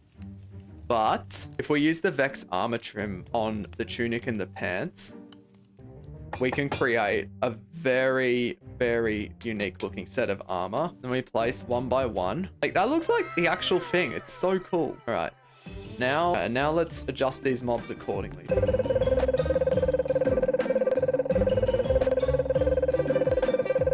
All right, and that is the jail fully complete. All right, and then here, so now I've just got to transform this and not make it look like literally a dugout place. So I think the first thing I'll do actually is I'll actually change up the block textures here, because now we actually have access to Silk Touch. I think for the Nether portal, I'll just break 1 bit of obsidian, and I'll break the rest of the portal. So I've dug out a nice little room here. So I think what I'll do is I'll start by placing the portal where I think it should go. So I think here's good. Get the shroom lights down, and then obsidian just around here. And hopefully when I light it, it leads us back to the normal portal that I had before. And it does, which is good. With that all solved, now we can actually think about transforming this little place a bit.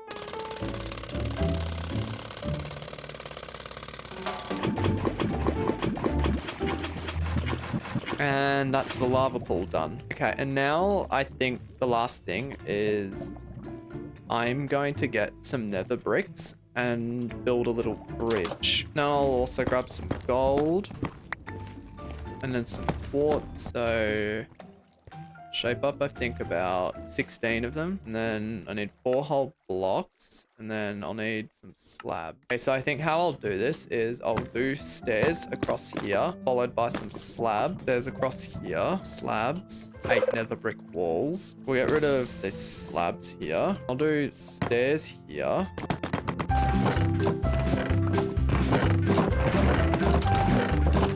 And boom. So as well, we've also got a hoglin person here. Totally makes sense, but look, when I get an actual piglin head, I'll definitely change this, but for now it's temporary, and I think it's pretty cool. I think I have everything I'm going to need for this nether transformation. All right, now really all I have to do is just pack all this. So I'll clear out these shulker boxes like so. All right, and with that all done, now I've pretty much cleaned up my entire building project. But wait, what about this stuff over here? Yeah, I literally do not have enough storage to store all this. Like, I'm either A, gonna have to leave it all out here, or B, fix this. And I think I've got the solution to what I want to do. I've just got to choose where I'm gonna do said solution.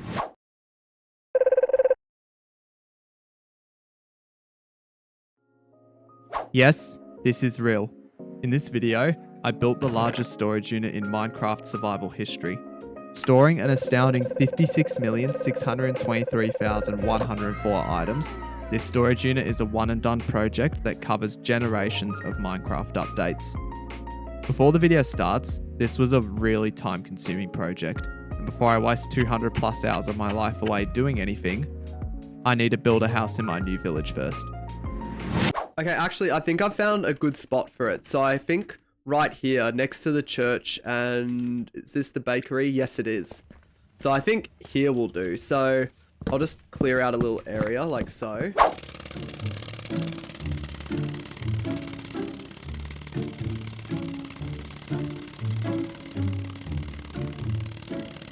Alright, and then boom and boom right under the stairs. Alright, and that is this house 100% complete.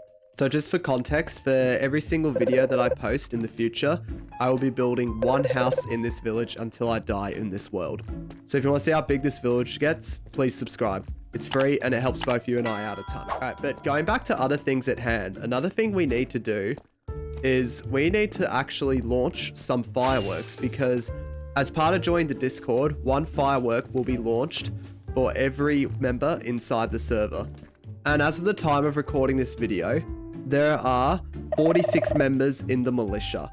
So the first thing I'm going to need is I am going to need a dispenser, followed by some other redstone stuff. 23 yellow, and then using all the bone meal I have, I'll bone meal my rose bush. We'll just craft all the red dye we can, and then we'll split it.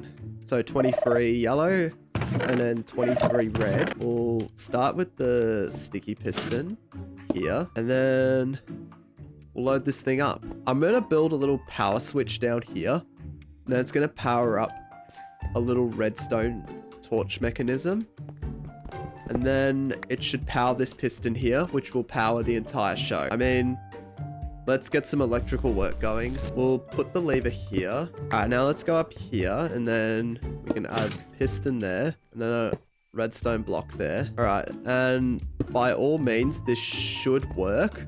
And if it doesn't, then I'm going to be disappointed. All right, here goes. So let's click this lever and hope everything works. Here we go. Let's go. 46 fireworks launched just like that. Thank you to those who have joined the Discord. For every member that joins, we will launch a firework that has your name written all over it as part of joining. So if you want a big fireworks show, link is in the description. Join the LaFrizza militia today. We're always recruiting. But also, actually, as well, we're still not done, because we have one more thing that we need to attend to. As part of joining the Discord, there is an opportunity to potentially have 3 armor statues in this village in your name.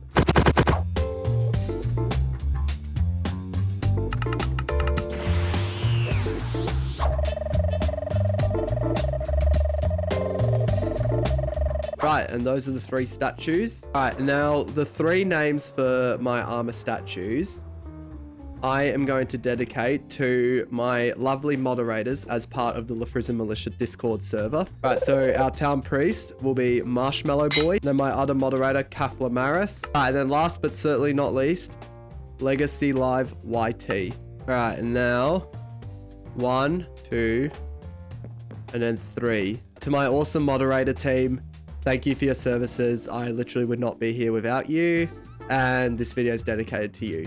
Alright, now that that's all out of the way, I can actually show you the main purpose of this video, which is the colossal storage unit that is coming soon. So, I mean, let's log out and get over to it right now. Okay, and here is the storage unit that I have been working on. So, as you can see, there is a lot of redstone running through this system here. And this is either going to work very smoothly and I'll have no issues whatsoever, or I'm going to completely bust my PC just loading this in. So now it is actually time to actually transform the exterior of this and not make it look, you know, boring like it already looks. Like, look at this. All this redstone wiring is just exposed. Like, I can't have the storage unit looking like this. We need something new, and I've got just the idea. So, let me present to you Blockers on Prime. Fulfilling your blocky needs since 2025. Alright, and then just by grabbing a stick, we can then select this corner here of the schematic. Alright, and now we've got our entire storage unit in the Lightmatica schematic area. Now, let's just go to the menu, and then we save this schematic to let everyone know that it is the final build. I have waited so long to get to this moment. And now it's finally here. So, let's now log out and go back into our hardcore world. And then when I bring up the load schematics and go to Blockers on Prime Final, I mean, this is a 200,000 plus block build. So, I mean, we've got a bit of work to do here. So, I guess let's chop and get to it. I think what we'll actually do is we'll divide this up into some steps first before we progress to Blockers on Prime itself. And there is only one person who can explain this plan, so I guess Professor LaFrizza, the stage is yours. Okay, so to build Blockers on Prime, LaFrizza will need to build some automated farms to grind all the needed resources to build the gigantic warehouse. Dividing this into 8 parts, this colossal imagination is possible. Step 1. Find a place to build Blockers on Prime. This is very easy to do, but with the amount of chests in this build, it's best to build it in a mesa biome to reduce lag, as there aren't much entities or lag related blocks that spawn there. Step 2. Build a shulker farm to produce as much shulker boxes as possible. With the amount of resources needed to transport, having loads of shulker boxes for effective transportation of materials is a must. Step 3. Build a tunnel bore at deep slate level to farm all the deep slate, as this is the best way to farm deep slate versus strip mining for it all. This allows us to farm loads of redstone and extra diamonds on the side. Step 4. Farm as much wood as possible for all the chests. Doing this at the wood factory will also run the iron farm for all the iron for hoppers. Step 5. Build an ominous bottle farm followed by a raid farm to get the rest of the redstone for the project, as somehow this is actually possible in 1.21. Step 6. Get all the stone needed for this project. Using the stone farm, this is possible. Step 7. Build a gravity block dupe to save time grinding for all the concrete powder needed for this project. And last but certainly not least, finish off the rest of the material collection and finally build Blockers on Prime. Now that you know what's up, let's go. Class dismissed. So to start out, we're going to find a place to place Blockers on Prime. And I think I've got just the place. Now, if I just fly to my portal over here, I'm going to note down the coordinates. And then I'm going to destroy it. And then if I, using the nether roof, fly to those same coordinates, I'll just build the portal here like so. All right, and then we light it. And it should lead us back to the mesa mine out. And it does. Yes, let's go. Okay, actually, I do think that this little plot of mesa here should be terraformed. And then we'll actually place Blockers on Prime here. So what I'm going to do first is I'm going to load up Lightmatica and I'm going to get my schematic. So let's load it. All right, here's my first layer. What I'm actually going to do first is I'm going to work the schematic a little bit. Try to find the best spot to put it. Okay, the front is present when I emerge from the portal. So this is a good start. This is a very good start. Okay, so I think here's actually pretty good because the mesa's not got many entities in it, and overall this part of land here is pretty good, and it's very close access with the portal being over there. So I think this is pretty good. So that ticks off step 1 of 8, which is a very good start. All right, so the second part in playing this project is building a super fast shulker farm that can generate me enough shulker shells to craft as many shulker boxes as I want. Because if we look at the material list in simple terms, we go to our Blockers on Prime final build, literally 21 shulker boxes of spruce planks, 20 shulker boxes of stone, 14 shulker boxes of deep slate bricks, 13 shulker boxes of hoppers, and basically you get the point. We're gonna need a lot.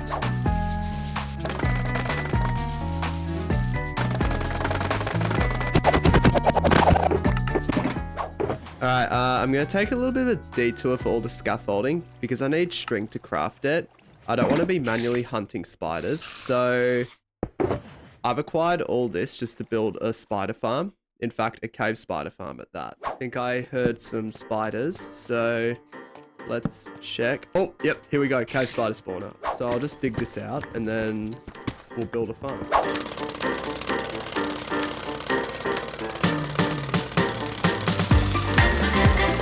Alright, and that should be enough string, so I'll take all that, then we'll pack up and get out of here. Alright, now if I just grab all this bamboo, I should have more than enough string to craft the rest of the scaffolding. Yeah, there we go. Okay, that's good. All right, and that is all the materials I'm going to need. So as you can see, we've got plenty of materials here to build a shulker farm. Now let's just pack all this up and let's get to the end islands and see what we can do.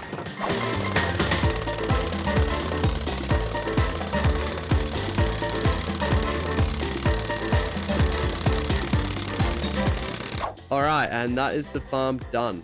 So now to activate this, I'm just gonna slide into, I think it's here.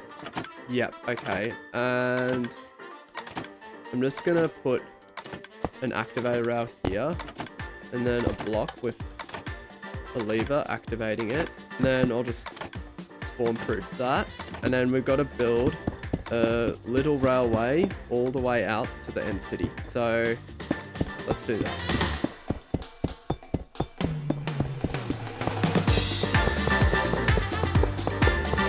Alright, now that that's joined up, let's go get our shulker. Okay, this guy's gonna be the one. And if I just like go, there we go, he's in. Cool. Alright, now we'll just put a furnace on so that we can push him along. Alright, and then once he's given a push, we'll pick up our furnace cart. Alright, and now he should be in. And it should be working. So if we just break all this, then we put 2 boats into here. Alright, then we can just collect up all our rails and give it some time to load up. Alright, I can hear it absolutely cooking here. So let's check the chest and hope I've done everything right. And I have. There's some shulker shells. Let's go. Alright, so I'm just going to AFK here. And we'll get all the shulker shells that we'll need for this project and future projects. So let's jump into here. And let's AFK. Whilst I do AFK for all the shells I need, that is actually a good time to know that the shulker farm is now complete. Now, let's just get the rest of these shulker shells.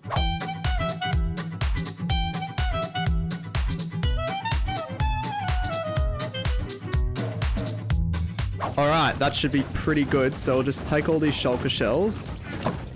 And then we'll get out of here. Now that we're actually done with part 2 of this plan, let's get to part 3. Alright, so to do a deep slate farm, I'm going to need to build a giant tunnel bore, and here are all the ingredients here. And there is one that is significantly pretty difficult to get, but other than that, I've pretty much got everything, or they're very easy to get. So what I'm going to do is grab the hard one, which is 36 ancient debris. And then I'll just grab all the easy ones like so. Alright, and then let's grab our TNT and let's start blowing up some netherrack.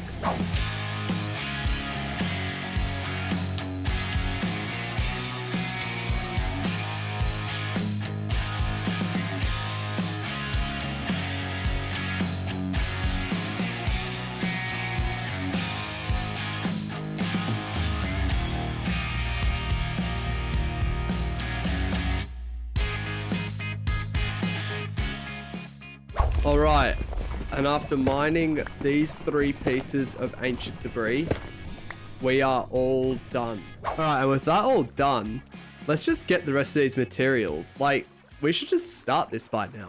So, there we go. Let's go. Okay, so I think I'm going to build my tunnel bore underneath deep slate level right here. So I'm just going to hack out some little areas here. Alright, so I've built the water elevator and drop chute. So I'll just bone meal up my water elevator. Then we break it. And there we go, that works. Alright, now that that works, we can now actually get to digging out this entire area and building our tunnel bore. So, let's do it.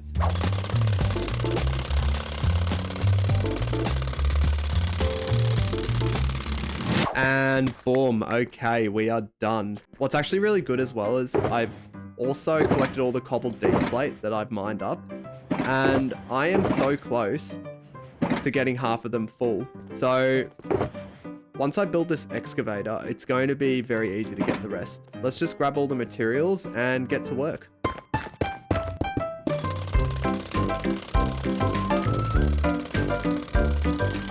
And boom. Okay. Every single machine has now been armed. All right, now the moment of truth. Let's hit the note block and let's see if this works. Oh, here we go. Oh, well, that looks hopeful. Yes, let's go. All right, now I can collect up all this deep slate. All right, so what I'll do now is collect up all the deep slate that I'm going to need for blockers on Prime, and then we'll get back to it. So let's go. Oh, and of course we cannot leave out diamonds. Let's go.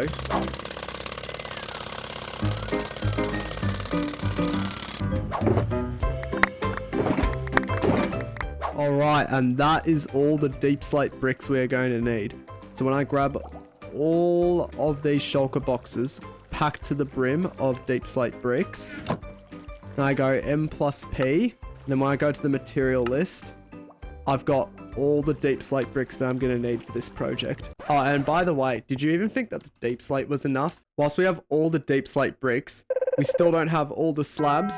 Neither do we have all the deep slate stairs that we need. I guess it's back to running that tunnel bore now.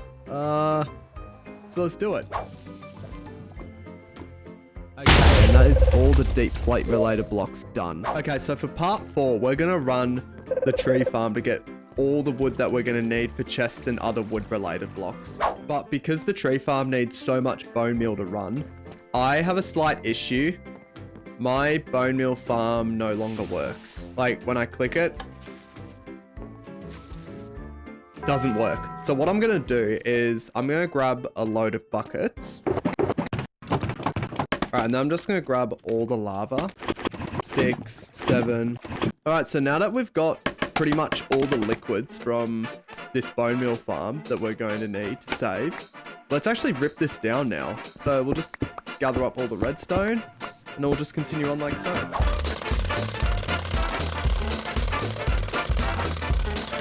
All right, we've got all the materials we'll need for this new bone meal farm. Let's get to work. All right, and done. All right, now that the pipe has been fixed and we have a new bone meal farm, and all right, let's place some bone meal in this farm. And now, moment of truth, when we turn it on, it should produce some bone meal. And it's working, which is really good. All right, now that the bone meal farm is working, let's actually get to collecting all the spruce wood related blocks. So for a start, I'm going to need 21 shulker boxes of just spruce planks in general. So what I think I'll do is, because I have a lot of spruce logs, I'll just drop them all. And then what I'll do is I'll craft everything into spruce planks. And to start out, we've actually filled up 5 shulker boxes of spruce planks. So very good start. But now comes the long part, which is running the tree farm for a while. So I'll craft up the rest of the shulker boxes, place them here. All right, so we've got 16 more shulkers to fill of just spruce planks in general. All right, let's run this wood farm.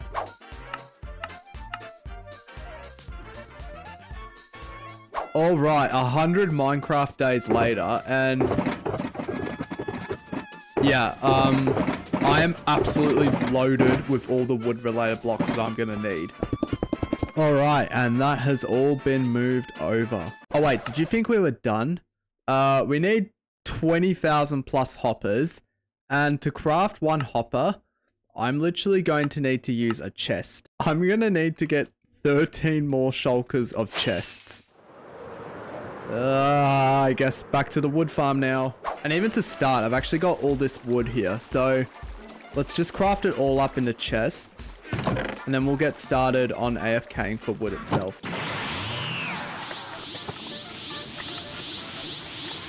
Alright, and that is all the chests collected for the hoppers. Alright, let's collect up all these shulker boxes now and transport them all to the iron farm. Alright, so here we are. Let's place all these shulkers down. Alright, boom. And then we'll start with this chest over here of chests. And then let's just grab all this iron. But as well, let's grab all the iron blocks that I've been saving up. And then we'll just craft all the hoppers we're going to need. Alright, so I've done 2 full shulker boxes worth of hoppers. And we're chipping into the 3rd one, but now we're all out of iron, and now that makes me regret crafting all those anvils that I did off camera. Alright, so because my iron farm's actually pretty slow, I've gathered up all these materials to build another iron farm close by. So I'll just pack this up and then let's go and build it. So I think that just over the hill here would be a good place to build the farm. I think for these farms, what I'll do is I'll build them over here and then I'll like try to connect it with the iron factory. I'll just set up here. I'll get another shulker box just for all the wood that we're going to collect because we're going to collect a lot. All right, now we'll just chop away all these trees.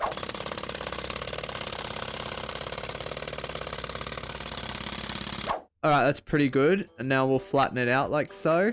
All right, and then I'll grab all of the building materials and then I'll build this farm.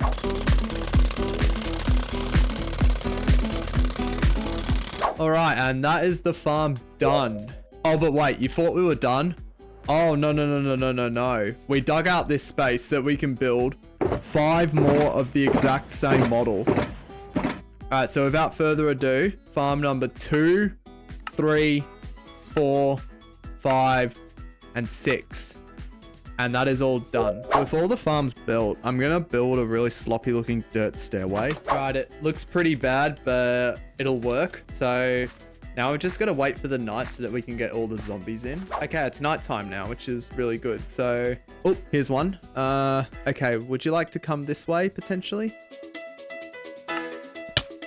And number 2. All right, so we're a third of the way there already, which is pretty good.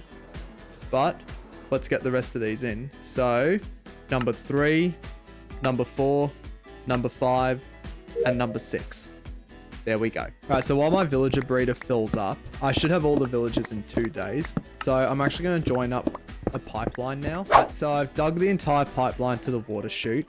So now what I've just got to do is I've just got to add some water. And then we should be all good. I've got about just shy of half the villagers I'm going to need to run all 6 farms. So what I'll do is I'll grab a lot of rails and just temporary blocks. And then we'll just build a little railway to each bed module. All right, and here are my last 3 villagers for the iron farm. So let's send them on their way. Boom, boom. And then last one. Boom. Let's go. Then when we place our slab here, we have fully completed our iron farm. All right, so now let's clean up the entire track because, like, I mean, it looks pretty bad here. Like, it looks like a random railroad going to the sky. So let's clean this up. All right, and that has all been torn down. Now that I have my new iron farm intact, let's actually go and AFK at my iron farm. All right, and without further ado, we're going to have so much iron coming into here. So now, let's duck off to the side and let's just wait here. All right, I may have just AFK'd overnight and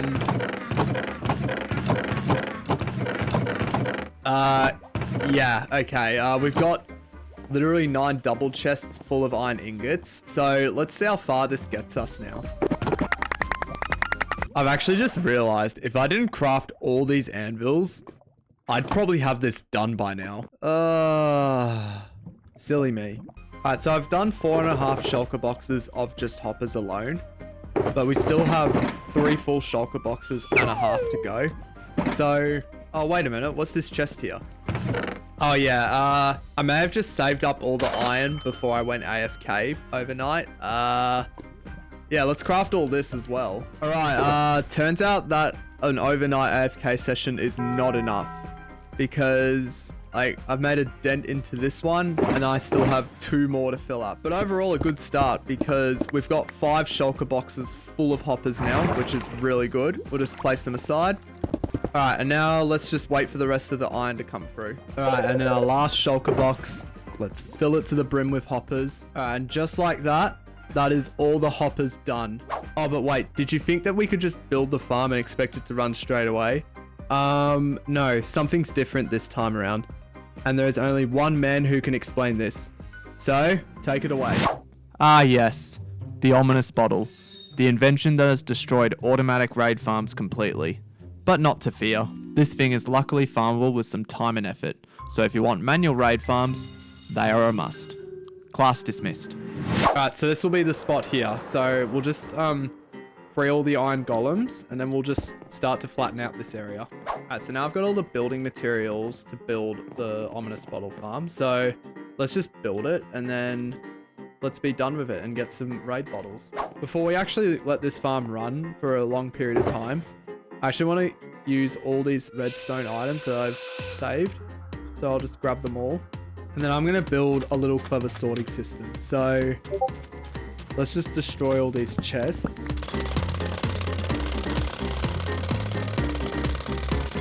All right, and that is done.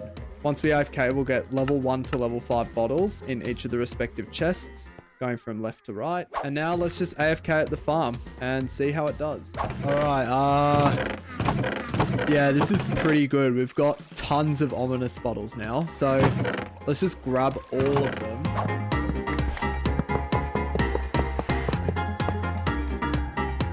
All right, everything is here. So let's build this thing.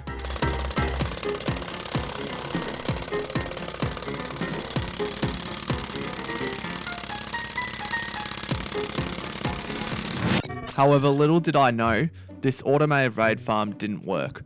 I thought it would, but it didn't. So silly me decided that running the tunnel bore would work. Unfortunately, that was going to take way too long. Then I realized which farms existed. So I built one and called it a day. Okay, and this is all the redstone related stuff here. So we've got redstone torches, redstone dust, and this will be just to craft repeaters and comparators. And there is one more ingredient that I'm missing, and that is stone. Now, what we can do is we can just continuously mine this, but again, this is slow. And I feel like 4 stone blocks isn't enough, so I'm going to transform this stone farm here.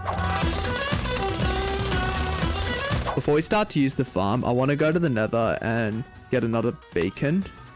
So I'm going to have to find 3 wither skeleton skulls, and that in itself is very annoying. So let's go. Alright, I've got all the skulls that I need. So let's head back and we'll spawn the wither and get another nether star. Okay, now that I've got my 10 by 11 square room, I'm going to build the beacon like so.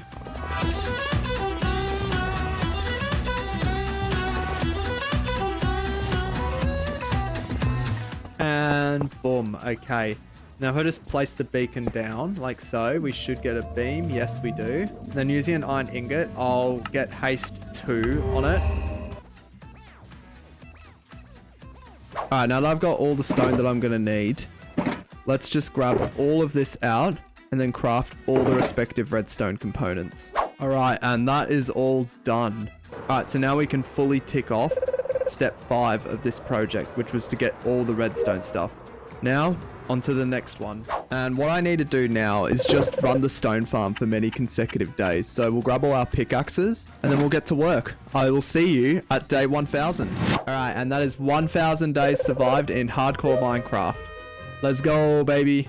And to celebrate, let's have a slice of cake. Boom. Alright, and after upgrading the stone farm, we have collected all the stone that we're going to need for this build. That puts us over to step 7 of this build, which is to get all the light blue and blue concrete that we're going to need to build Blockers on Prime itself.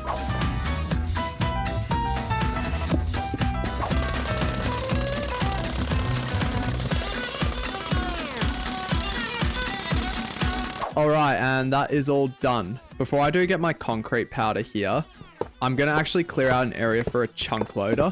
So I'll do that very quickly. Alright, and now the portal leads back to the chunk loading portal. So let's go back through. And then if I turn this on, it should now work. And as you can see, the mine carts are going through. So now our chunk loader now works. Okay, and then the last step of our plan is to now build the storage unit in the end dimension. And then we'll grab this blue shulker box here, which has all the building materials that I'm going to need. So let's jump in. Out here, let's just start building.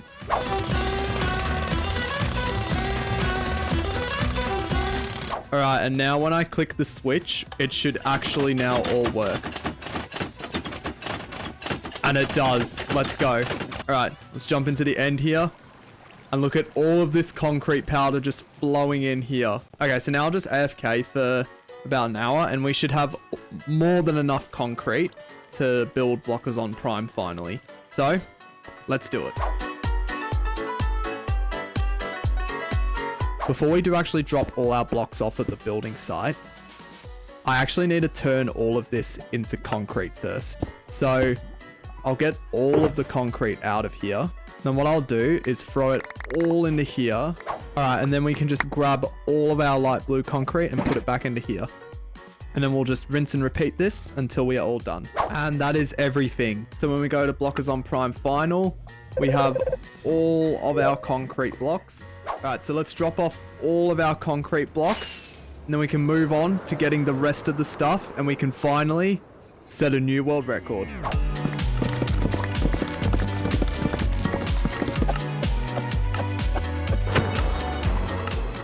All right, and that is everything I am going to need for this project.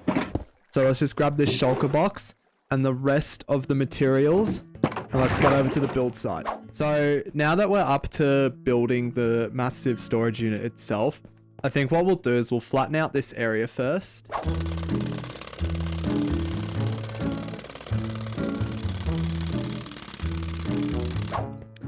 Okay, and finally we have flattened out this area, and now we are up to the part that I have most been waiting for. But before we start that, I don't think I am dressed for this. So I'm going to look a bit more formal and business-like for this. Okay, now I definitely look like I'm ready to build Blockers on Prime here. Okay, these are all the shulker boxes of all 200,000 items that we're going to need to build this warehouse. So starting off in our first layer, it looks like we got a lot of planks and mainly just planks. So we'll start by getting loads of spruce planks. And it looks like blue concrete and then some black stone and just some other things. All right, and now layer by layer, let's build this.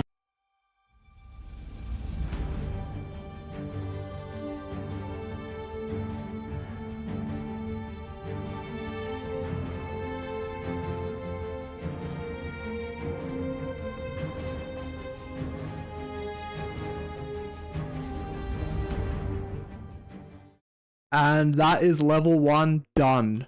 Alright, so now that I've completed level 1 of this 4-story warehouse, I think what I'll do is I'll take a break from building for now, because there's actually something else that I need to do.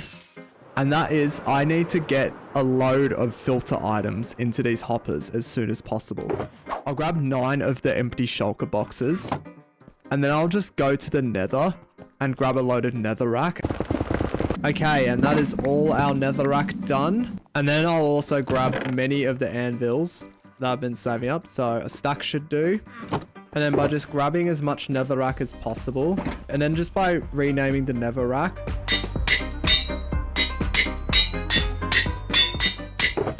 Okay, and that is done.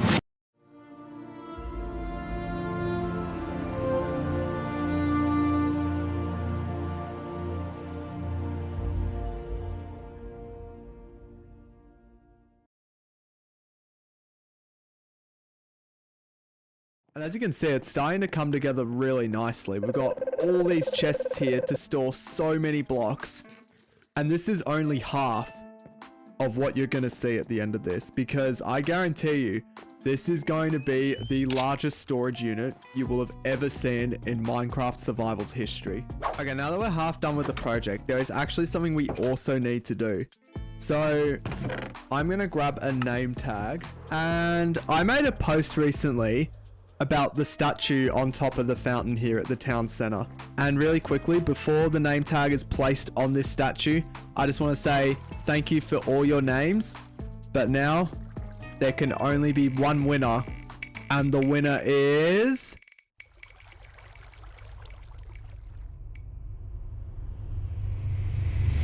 Chill Guy Freddy. Yes, ladies and gentlemen, please welcome to this village, Chill Guy Freddy. Anyway, let's get back to building Blockers on Prime, because it's a world record and we need to get it done.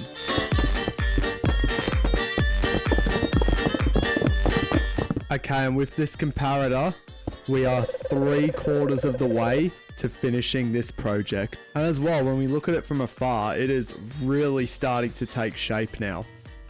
Like, you know, we've got the reception down here, and then we've got 3 levels of the entire storage facility. Now that it's actually 3/4 time of this project, I actually got a comment from one of you saying that I should add berry bushes to my vineyards. So I'm going to go do that actually, because I think that is a really cool detail to add to my village. So I'll go do that. And then we will get to the 4th quarter of blockers on prime. So, let's do it. Okay, and then if I just scatter the berry bushes throughout here. Okay, and just looking at this looks way cooler now. Great detail. Thank you. Thank you to this person who suggested it. You're an absolute legend. All right, but let's not mess around. We are on the home stretch of this building project. And once it's done, I will have an official world record.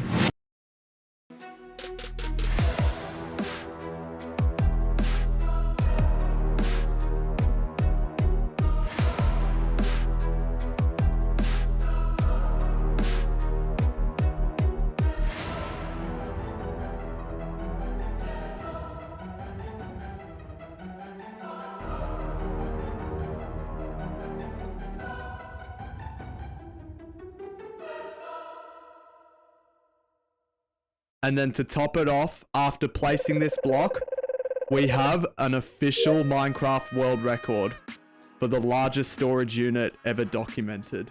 So after 700 days of just flat out grinding and AFKing for resources, let me give you a tour of this place because I've been pretty due to do it. So this is the first level of the storage unit. So I've got 4 hallways just filled to the brim of double chests. And this is one hallway here. There are 256 chests in this hallway alone. And then if we times that by 16, wow, that is a large number of chests. And did I really need to have all these chests? No. Was it worth it? I mean, yes, because now I don't have to build another storage unit for many updates to come. So I could realistically survive this for 5 years, 5 years worth of updates. I'll be able to sort every block. And also as well, considering that this is like an Amazon fulfillment center, I decided to put some conveyor belts here. And we should probably fill these with blocks because this would be really cool because it would look like we've got some blocks being sorted into the chests as a visual reference.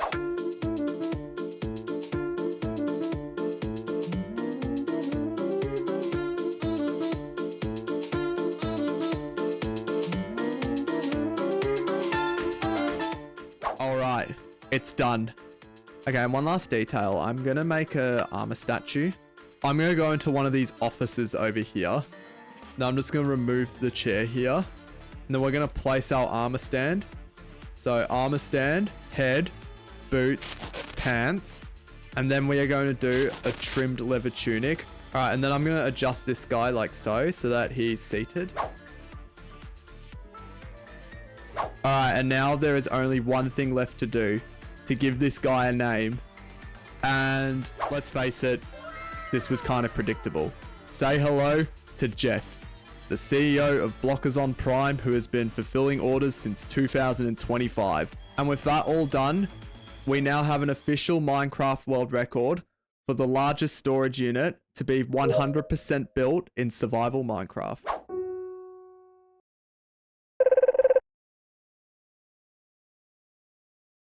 Everyone in Minecraft claims that they have the best armor in the game. Protection for netherite. Honestly, that's cute. Because in this video, I created the most overpowered armor and weapons Minecraft has ever seen. Armor built to resist against every damage type, a sword and bow that can take out so many mobs in a single attack and shot. Keep watching through because in this video, I will teach you how to actually do it in your own world. So let's go. Okay, and here we are. Okay, so starting this out, I'll start off every world by just getting some wood. Okay, that's pretty good. And then we'll do some sticks and then a wooden pickaxe. And now I need to find a village. So we'll start looking around and hopefully we find one. Oh, and I can also use some spruce trees. Okay, and then I'll just grab some spruce saplings really quickly. Okay, 8 saplings, that should do. And now I got to find a village. So we'll look through the tiger forest. And as well, we should actually get some food. So all these sheep here. And then I will craft a furnace.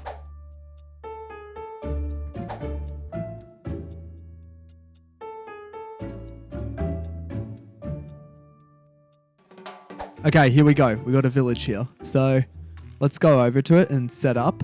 And there's also a shipwreck under here. That's cool. Buried treasure, always useful. We'll go find it later because now that I found my village, I need to capture 2 of them and set up a villager breeder. Yes, here we go. A blacksmith. All right. What is there? Okay, there's a helmet. That's helpful. Upgraded pickaxe. And I'm also going to take one of these grindstones. Okay, that is a pretty good haul of items, so I'll take them all. Alright, so I'm gonna go look for some natural resources because I certainly lack them at the moment. Alright, this looks a little risky, but yeah, let's go. And I'm gonna try and find a large cave that I can traverse in because I'm gonna need some redstone and some other useful materials that are found deep underground. Alright, 47 redstone dust, some lapis lazuli as well.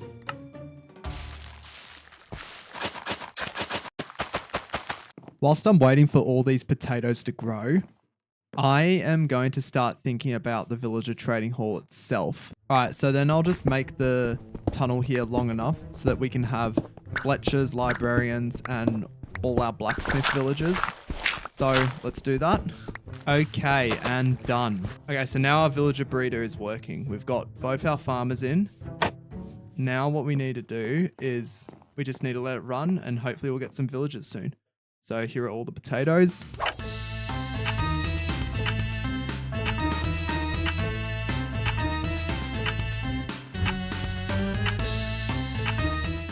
All right, an hour's passed and our villagers are doing pretty well. And let's see what we got. Okay, it looks like we got a good start. It looks like only so much, but it works, which is good. Okay, so whilst I wait for the villagers to breed, I think this would actually be a really good time to get chopping on some wood. And we'll start chopping. So, let's go.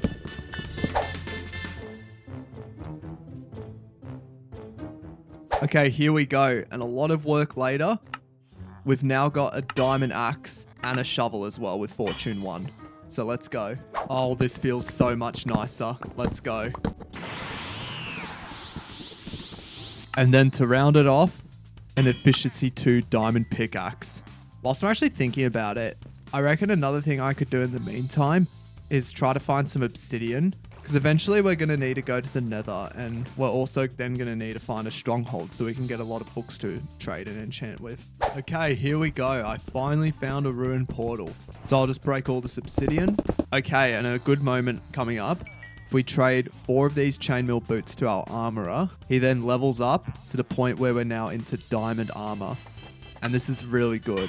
I've needed this for a while. Now we'll just throw out all those chainmail boots. Alright, and then last 2 armor pieces. Boom.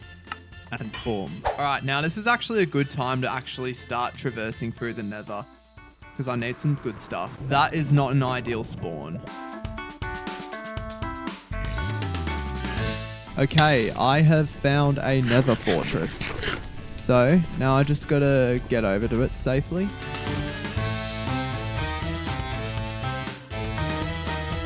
Alright, here's the blaze spawner. Okay, so now that I have blaze rods, I'll just get a few more. In fact, more. Okay, now I just got to get home in one piece. Okay, now that we've got our Eyes of Ender, let's go find a stronghold.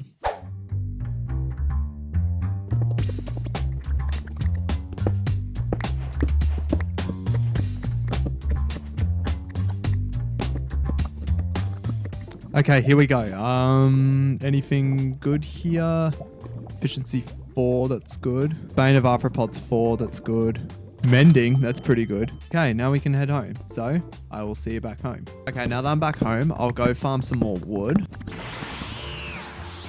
And then enchanting table, and just however many bookshelves I'm allowed to craft. Alright, so now what I think a good idea could be is actually start to get all the librarians that I'm going to need. I'll grab a lot of rails and then we'll send a villager on his way. Okay, not capping. Straight off the bat, mending book. Let's go. Okay, so with enchanting the armor, I'm going to try to get all 4 forms of protection on each piece of armor. And then for the sword, I've just got to enchant as much as I can until I can get Sharpness 5, Smite 5, and Bane of Arthropods 5.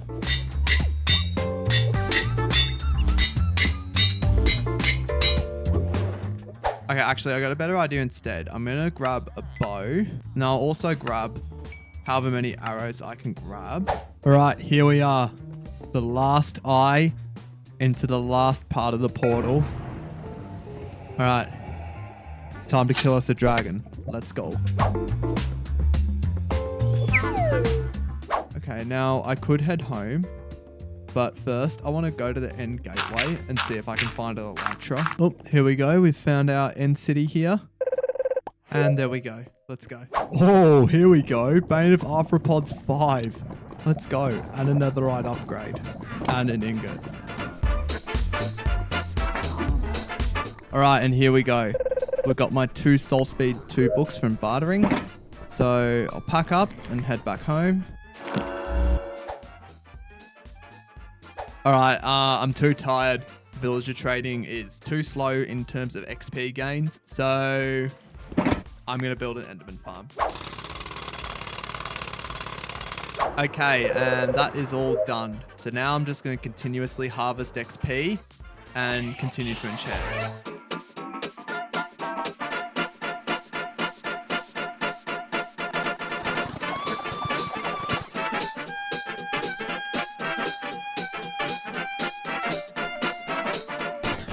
Hey, yo, what? I just found a woodland mansion without the map. Stop it. All right, let's see if I can find me a totem. I would honestly love one. All right, so now I have only one more enchantment that I'm going to need, which is Swift Sneak 3. Okay, here we go. We've found an ancient city. So let's get in here and assess the danger. Okay, Swift Sneak. Okay, no. Okay, yep. This one looks very safe. Ooh. I'll take it just in case. I mean... Okay, that didn't work. Swift Sneak 2 and 1. Okay, that's not good enough. Okay, you know what? Screw it. Okay, Swift Sneak 3. I got it. Let's go. Alright, and then when I grab my Swift Sneak 3 book and put it on my diamond leggings here, we have all of the enchantments possible for armor. Alright, I've double and triple checked everything. I've got all the necessary enchantments I am going to need to do illegal armor and weapons. Now what I need to do is log out of the game, and then I need to load up snapshot 24W11A. So, I'll see you over there. Okay, we're here. And do we have everything? We still do. Alright, so now here's where the magic happens. I'm going to grab my Smite 5 and my Bane of Arthropods 5 sword. And then in this snapshot, when you go to the grindstone, there is a very unique bug that when you put a sword in the top here, and then you put Smite 5, oh my lord, it's real. I now have Sharpness 5 and Smite 5, which are incompatible in Minecraft, on one sword. And then when I pick it up again and put Bane of Arthropods on, I also get Bane of Arthropods on it. Yes, this is real, and it's crazy. I've completed the sword, so now we can tuck that away, and I now have an illegal sword in this shulker box. Now let's grab the 2 bows. Given that Infinity and Mending are incompatible, let's see if that works. And it works. Let's put our Power 5 one on, and oh my god, we have the perfect bow. Now that I have most of the Power 5 bow, I can take this one, disenchant it, and then we can try for punch 2. Okay, finally we got it. And then when I put my bow in here and then the punch 2 bow, I now have punch 2 on it. That is the bows done. So now we'll place our sword and bow in here. Now let's get to the armor, starting with the helmets. All right, so now for the diamond armor, I'll combine the protection 4 helmet with fire protection. Yes, and I get it. And I also get the respiration on it. Same thing with blast protection, aqua affinity. There we go. We get both of those. And then last but not least, projectile protection. And it's on there. And then to ice the cake, we'll put mending on it and it's done. Our 2 diamond helmets are done. Now it's up to the chest plates. So protection 4, blast protections, fire protections, then projectile protection. And then we'll grab the mending one. And now Time to combine. All right, and that's the chest plates done. Okay, leggings done. Honestly, this just doesn't seem fair, but apparently it is possible to do. And then after the mending boots are combined with the ultimate ones, I'm done. We have the ultimate diamond boots now. And then even as well, I can grab the ingot and the smithing template that I found. And I can just make it netherite to start out with so that I don't have to find more netherite when I log into my hardcore world. And then we'll just put our chest over here. And now I'm going to put all of this into this chest here. And like just even appreciating how illegal this feels. No one could probably touch me in this armor. And let alone I can repair an infinity bow. Oh, and as well, could we actually appreciate the fact that I did this without dying once? So now what we need to do is upgrade to the latest version and copy this chunk over to my hardcore world. I'm in my hardcore world now. So now I'm going to go through this portal here and then I'm going to go out this way. The chunk has been copied over. And all right, moment of truth. Has this worked? Oh, yes. I have illegal armor and weapons in hardcore Minecraft. No messing around. Let's grab all this OP loot. Alright, so I got my equipment box here. So I'll make a start on the mace diamond armor. I'll split the redstone and I'll use the flow armor trim. Here is our new mace set. And then when we put it on, it looks pretty good. And just in case I want to use the mace, I've got this set on standby. All right, we'll AFK the gunpowder farm for a bit. And we'll get all the gunpowder we need. All right, that looks pretty good. All right, there we go. That was very quick. All right, 5+ stacks, pretty good. All right, here we go. Our first piece. 2, 3, 4. 7, 8, 9, 10, 11. Oh, and I even missed piece number 12 here. 13. 14. Oh, number 15. And number 16. All right, and now gold and then our netherite scrap. Now we're outside the smithing table. So the first thing we'll do is we'll upgrade our armor to netherite. So template and ingot in, helmet, chest plate, leggings, and boots. And then last but certainly not least, silence armor trim in, redstone dust in, helmet, chest plate, leggings, and boots. And we're done. And now to swap all of this out. And there we go. It's done. This honestly should not be possible, but it actually is with just some smart thinking. All right, and then we'll grab our new sword and our new bow. Oh, these feel so illegal. And that fully completes illegal armor and weapons in Minecraft. Okay, now that that's done, we actually need to do something about our old gear. And I prepared this armor stand here to display it. And as you can probably tell by the name of the statue, it's time to retire this set of armor and weapons. So we'll place it all on this stand. Forever a Hall of Famer, the retired set. Okay, but as well, when I was actually filming this video, I actually did some things in the world. So if we go over here to where my iron farm used to be, I've now built a whole roof over it. And, you know, the floor looks a bit nicer. And as well, just even the decks in here. So now my iron farm looks a bit more covered up and nice. Anyway, so that was the new building that we added to the village. And then as well, my free armor statues. Thank you to my Discord members. You are awesome. And I've got the fireworks on replay from when I initially filmed it. So let's roll the tape back. Here goes nothing. Let's flick this switch now. Oop.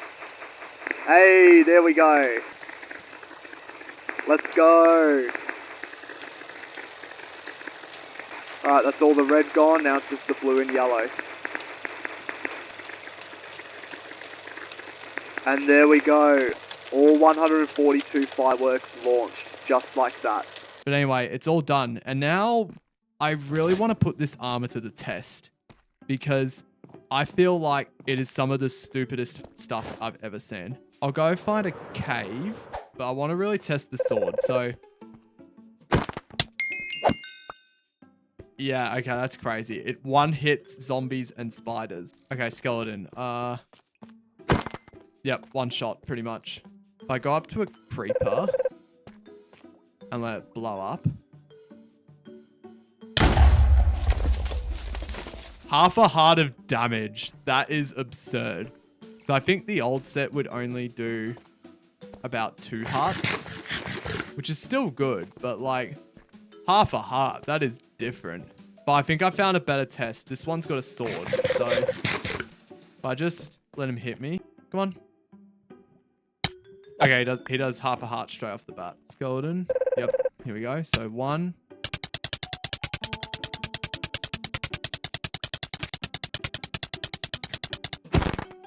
Okay, I pretty much took 50 arrows and didn't lose a single heart of damage. A test we can actually do that I reckon would be really fun.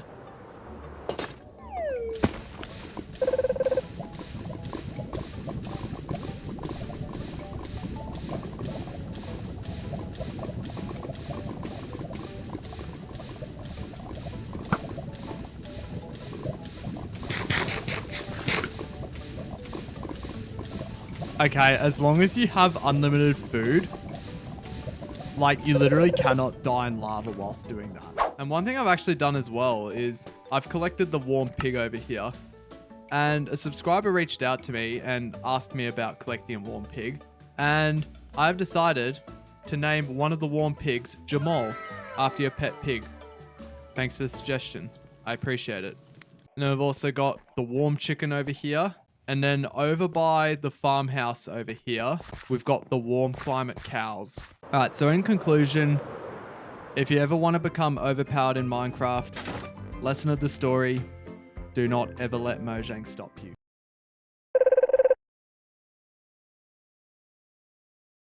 In this video, I built a beacon out of every building material but made it 6 times larger, making the ultimate 6-tuple beacon, possessing every power possible option on one base of material. Make sure you watch all the way through because we'll eventually build a 6-tuple diamond beacon as part of the project. Let's go, baby. Okay, so the first thing I think we should do is build a wither skeleton farm because I'm going to do a quick test here. And from that test, we got 1 wither skeleton skull for 5 minutes of work. And lots of bones, lots of coal, and only 1 wither skeleton skull. And we're going to need 18 just for 1 6-tuple beacon. So I think the best thing to do here would be to build a wither skeleton farm. So I'll grab a load of building materials and we'll be on our way. So let's go.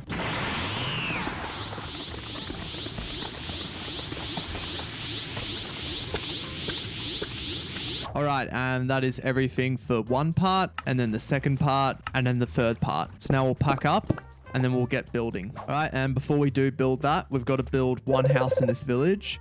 So I'll do that. And just before we build the house, I don't think I'm dressed to do any building. So I'm going to change that up. Okay, now let's build this.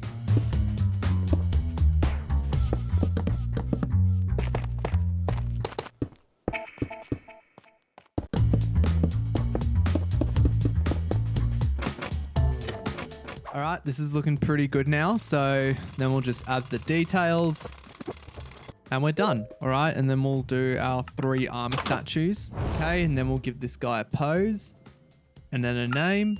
All right, and statue number 2. All right, so we'll give the basics. So a pose and then a name. And then number 3 right here. All right, and here's the pose. And now we'll just do the name. And we're done. And then last but certainly not least, we've got to launch all the fireworks to celebrate our Discord members. Okay, now that that is all done, we can actually start by getting all the beacons that we need now. All right, and now what I need to do is fly around the Nether until I find a particular Nether fortress. And that fortress I'm looking for is entrenched deep into a soul sand valley biome. So I'm going to go exploring and hopefully we can find one. Okay, I found a fortress that could be good, but it's right next to a basalt deltas and a nether wastes as well. So this is good. We'll note the coordinates just in case I can't find anything, but I reckon we keep looking just because it's close to a basalt deltas. Okay, I think I found the fortress here. If we go a little bit up, I think this is entrenched well into a soul sand valley. And as well, there are plenty of wither skeletons that spawn here. Look, I'm being chased by a few and I've already got one skull. All right, and without further ado, let's grab all of my building blocks for the spawning platform. Let's build this thing. Hey, if you want to go in, I'd be very happy. Okay, that was easy. All right, and that is the first part of the farm built. All right, and now we are directly above the farm. So now we've got to build up 125 blocks. Okay, and now we are here above the portal at the right spot. So this is going to be our AFK platform where we farm all our skeletons.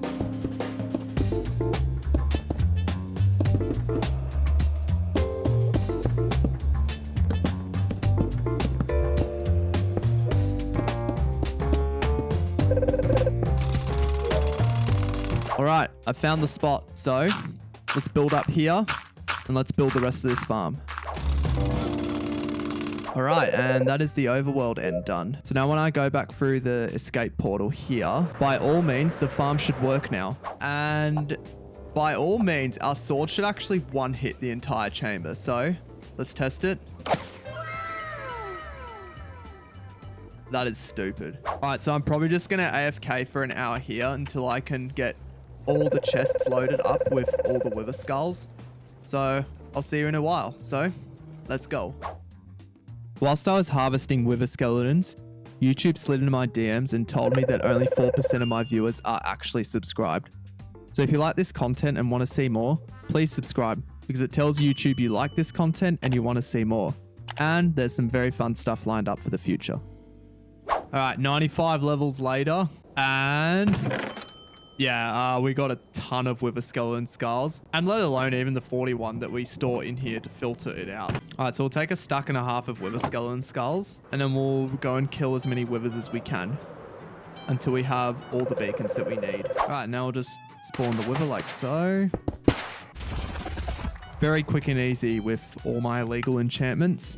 All right, and then we just do this several more times. All right, 45 nether stars. It's a pretty good haul. All right, so we'll grab all this sand and then we will craft all our beacons. And one thing we should also think about as well is that these are not just simple beacons that we're just going to put on grass. Like, I think we need to put these on a monument. Thinking maybe here will do. So I'll get to deforesting an area real quick and then we'll get building. So let's go. I've dug out some land here, and personally, I think now's a good time to actually see how I'm going to fit these beacons in. So I'm going to build all the platforms and see how they fit out. So let's do it. All right, so I've done my first platform and it's looking pretty good. It will fit the 6-tuple beacon on it perfectly. So I guess let's just build our first beacon because whilst I've been building everything, yeah, and even here as well, I have all the iron blocks that I'm going to need. In fact, more than enough, if anything. All right, and now I've got all the iron blocks, all the ingots, and all the beacons that I'm going to need. So we'll just grab all our iron blocks and then we'll start building the first beacon of many to come. So let's do it.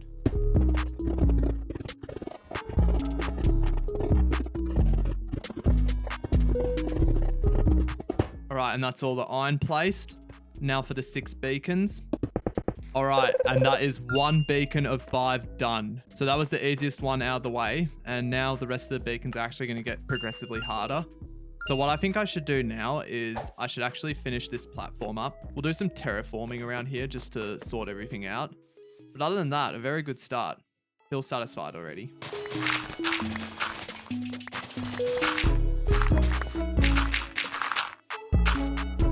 And boom. Okay. All right, so I think the beacon I could actually start on is the gold beacon because if I just look around, I've got tons of blocks of gold just lying around. So, and do I have anything else in here? Yes, I do. I've got an additional 15. Okay, so actually, this is actually a really good start. We've got 2 stacks and 27, which means I'll need another stack and 27 to complete the gold beacon. And I think the best way to actually get all this really fast is we'll go to the nether and we'll just start mining as much gold ore as we can. So let's do it.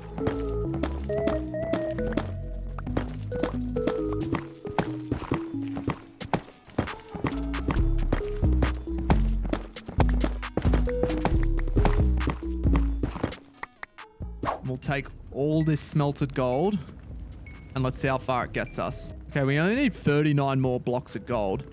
And I think it would just be easier to raid bastions for the rest of the time and get the rest. So I'll go stack up on some food and then we'll get to it. All right, I don't think I've been here because that guy would definitely not be alive. So, oh no, I have been here. Okay, my bad. Okay, I think I found a bridge bastion here, which is known to have that golden piglin head statue. I think what I could do is I could just like try to shoot through with an elytra and quickly take the head and leave. I'll just clear out a bit of the danger first. And then here we go. Bag secured. And this is a lot of gold blocks. This is a great find. All right, so now we're only 16 gold blocks from completing a 6-tuple gold beacon in Minecraft. And there's another one here, but I don't think it's going to be that good. So, I mean, it looks okay, but... Oh, it's a bridge. Oh, holy smokes. Yes, give me all this. Give me all this. Give me all this. And does this complete it? Hopefully it does. Oh, it's going to complete it. 52 on the dot. We have all the gold blocks we're going to need to build this beacon. So now let's go home and let's build this beacon. We've got all the blocks of gold that we're going to need.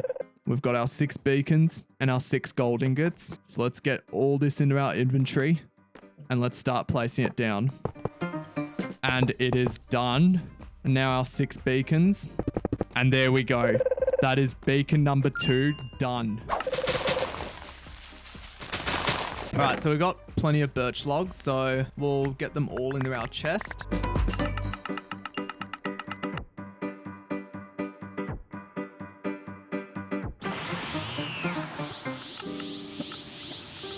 All right, and not long later, we got all the emeralds that we are going to need for the emerald beacon. All right, and then I'll craft them all into emerald blocks. And then over here, we will start placing our beacon.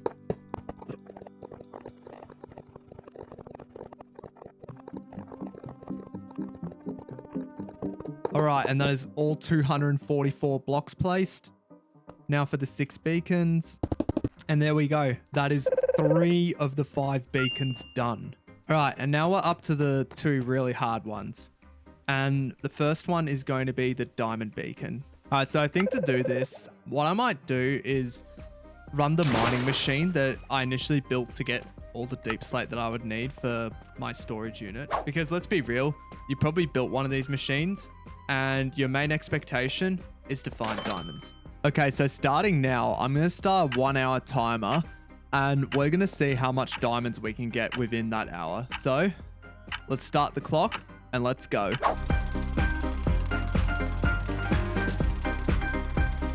All right, and that is the timer. Just got to remember, we actually started with 18 deep slate diamond ores and we got 2 stacks pretty much of diamond ore. All right, so now that we know that is a very good method for mining diamonds, let's just keep running this machine, man. Like, let's get this done. All right, I think I've encountered a massive issue here. The tunnel bore is going to run over this giant lava lake here. So I'm thinking what I should do is rip down the tunnel bore mechanism and then rebuild it facing another direction. So we'll go to the machine and then we'll tear it down and rebuild it. So let's go. All right, and that is the mechanism torn down. All right, and the tunnel bore has now been rebuilt, rearmed, and it's ready to go. All right, and moment of truth. Let's fire it up and see if it works. Oh yes, let's go. Now let's see if we can get all the diamonds we're gonna need to build this beacon.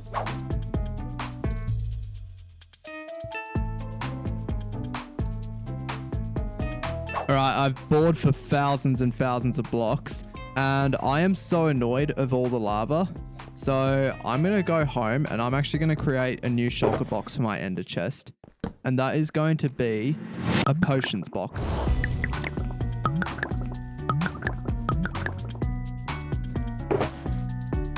All right, and that is all done. Now we're here. Let's drink the potion. And we'll start clearing all the lava out. Oh yes, that is way better. Let's go. All right, and that felt so much easier to clean it all out. And then we'll go here and start clearing out. All right, and that has easily been cleaned out, and we still have 5 minutes of fire res still.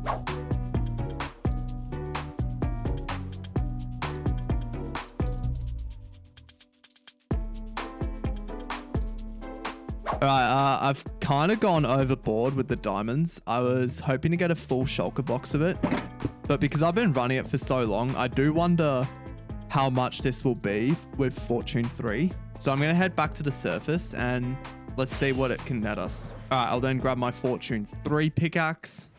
I've placed all the diamond ore, and now it's time to mine everything with our Fortune 3 pickaxe. So let's mine it all and see what we can get. And all right, it is done. Okay, we're 12 blocks short. For now, let's just craft the 3 stacks of diamond blocks that would be useful, and then the additional ones there. But this actually does remind me, in the early game, I actually collected a full stack of diamond blocks in here. So we just go into here and take some of these. And there we go. We've got the 244 diamond blocks we're going to need to build a 6-tuple diamond beacon. And even for a flex, we'll also include 6 diamonds to power it. And then let's grab a few beacons. All right, and then after 6 hours of work, we have all the diamond blocks that we're going to need to build this beacon. So let's start building it. Honestly, this feels so wasteful, just wasting all these diamonds just for a 6-tuple beacon. But hey, anything for this project, yo. And it is done. So now we'll do the 6 beacons. And now that ticks off a pretty much huge waste beacon right here. And now we're up to the final boss. But I'm going to call in some expertise just to explain something here, because something isn't right. Okay, so you want to build a netherite beacon in Minecraft. To do this, you need 5,904 ancient debris.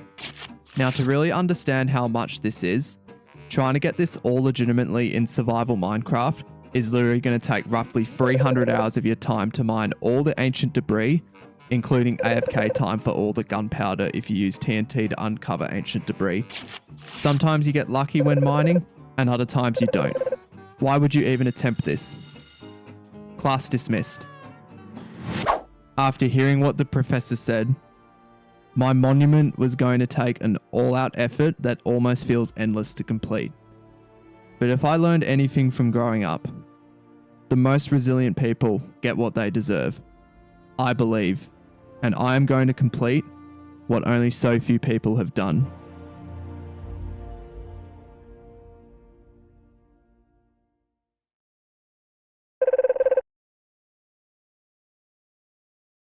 In this village I built, one house belongs to me.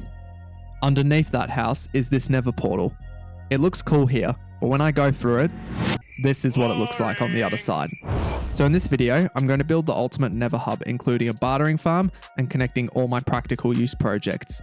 This project turned out absolutely amazing, so make sure you watch all the way through to see the final result. Okay, so to start this out, I think a good idea would be to grab some spared netherrack. So if we look around, we've got some here. I'll build a little platform around here just to give ourselves a bit of a canvas. Okay, I finished it all up, but now I have actually just realized that I need to build a new building in this village. So I'll change my outfit and we'll do that. Okay, and that is the house built. And then for this building itself, I'm going to make this a cartography table shop. So I'm going to place the workbench here, and then I'm going to grab these 6 maps here, and I'm going to create a little map of the village.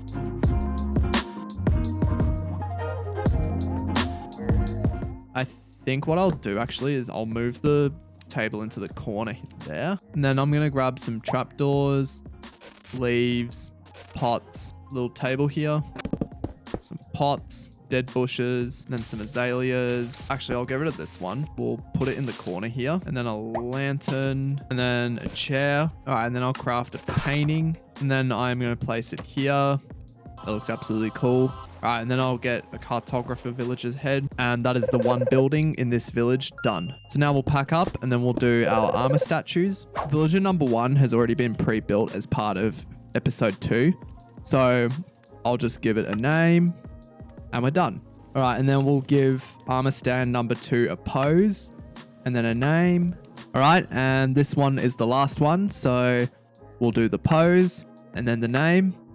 And that is 3 of 3 armor statues done. And then as well, I am also going to add a little decoration on the side. So piston pointing downwards, activate it. And there we go, we're done. So now it looks like the farmer is harvesting a bucket of grapes so that it can be turned into red wine. Let's go. If you are interested in potentially having an armor statue in your name in this village, please join the Discord server. It's free and it continues to support this content. So please join. All right, and now that we have all that out of the way, let's now do the fireworks. And the number today is 168. So let's launch all 168 fireworks. And here we go. 3, 2, 1, let's go.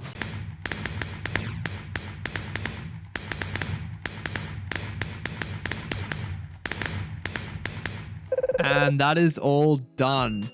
Actually, change of plan. What I think we should do is now move the nether portal down to where it's going to actually be placed. So I'll go up and destroy it. All right, and then I'm going to place it right here, and then we'll light it. All right, there we go. That's all the portals lit. I'm going to do about 20 blocks out from each portal, and then we'll just improvise from there. Okay, and that is all dug out. A perfectly centered nether hub in a perfect square. So I'll put my pickaxe away and I'll repair all these while I can. All right, and with all the tools repaired, we can now actually start to transform this place a little bit. And as you can tell by the size, I am going to need a ton of materials. So I guess the grind begins now. So I think, oh, where's this? All right, so, and when we go through any of these 4 portals, they will link up to my nether portal at home. Here we are. Now we're up to the cool part, which is collecting all the blocks that we're going to need to build this nether hub. I'll grab some shulker boxes that are empty. All right, the first thing I think we should build is actually the bridgeways that are going to connect my nether portals. And I'm thinking of doing it mainly out of blackstone. So I'll grab all the blackstone I can find. So I'm going to collect some extra blackstone so that I have a lot in spare. But first, what I think we should actually do is we should make this side over here the side that escapes me into the nether caverns. So I'll create a little opening here. All right, and it's all done. It's just over here. So if I just go up here and then through here, we're back home in an instant, which is awesome. So I guess what we can do is we can build now a decorated blackstone bridge. So I'll grab the main blocks and then we'll just like start building a little bridge, I guess, that goes out to each doorway here.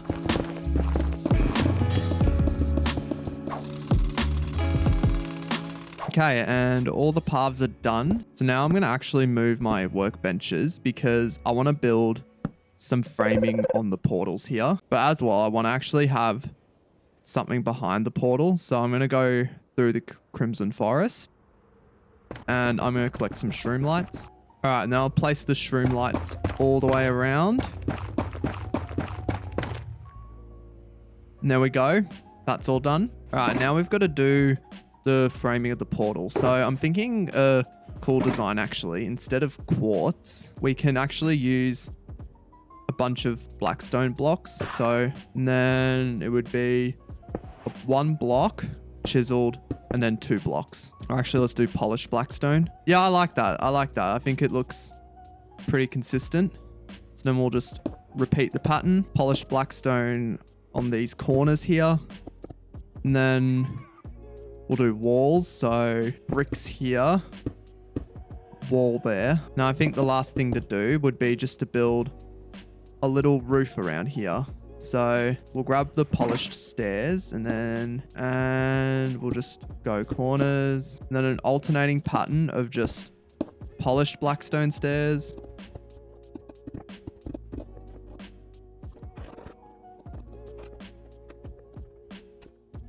Okay, and that is all done. All right, and now we're up to the wall decor of this nether base. And I'm thinking a cool idea would be maybe on this side we have like the nether fortress and wither skeletons.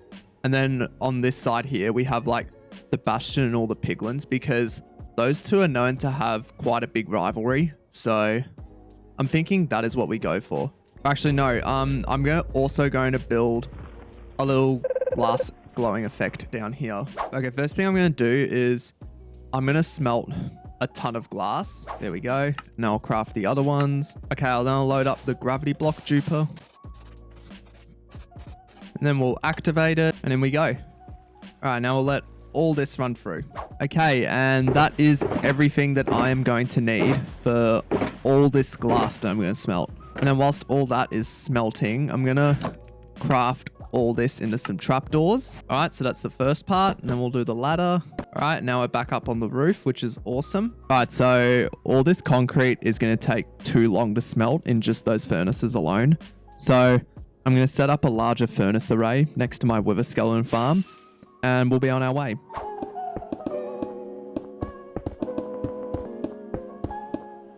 All right, and that is all the glass smelted. All right, and then we'll pack all this up and then we'll leave. Oh, and can't forget our stack and a bit of wither skeleton skulls. Let's go. And then over here, I'm going to build some platforms going from maybe about here and then just kind of circling around to here.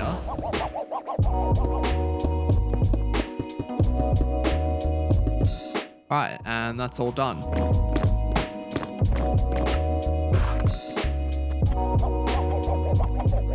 Okay, and that is the outlining for both nether platforms done. And then we'll just fill it in with nether bricks. So that's number 1. And now number 2. All right, and now the big job comes to excavate all of this area here down to this platform right here. So, no complaining. Let's get on with it.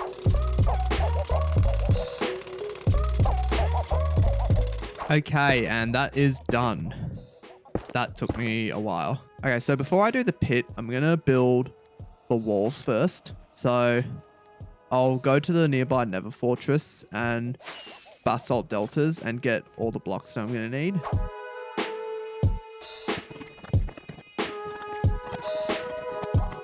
Okay, and that is all done. So now we have an entire wall going around this half here. Now we just need to do the blackstone end.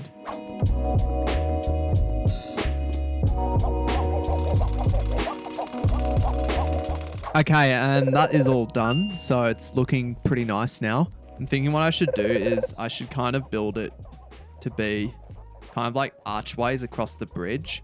Then we build like a central tower in the center. So we'll do that. And that should take no time at all.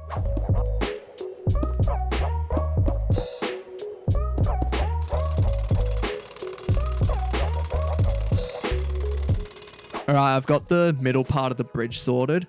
Now I'll just do the parts connecting to the pillar here and then the ones at the end.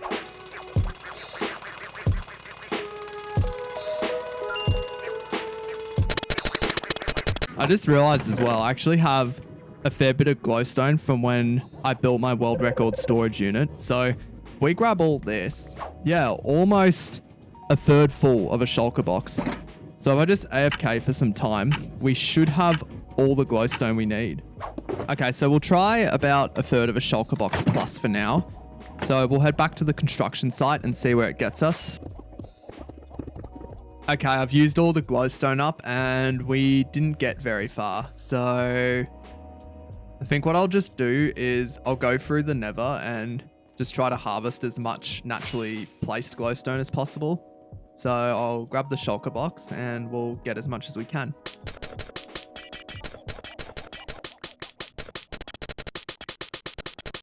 All right, and that is done. Okay, so then I'm going to make the bastion side magenta, and then I am going to make the Nether Fortress side blue. All right, that's one side done. So then we'll just do the other 3 bridges like so. Okay, and now for the exciting part, building the glass fog effect. So this has been a long time in the making. I'm going to grab however many magenta stained glass I can take, and then all the purple stained glass. Okay, so first things first, I'm going to start with a layer of purple stained glass. Now I'm just going to cover the entire glowstone here. All right, and then that is the purple all filled in. And now a layer of magenta. And now we just repeat the process, alternating layer by layer until we get to the top. So let's do it.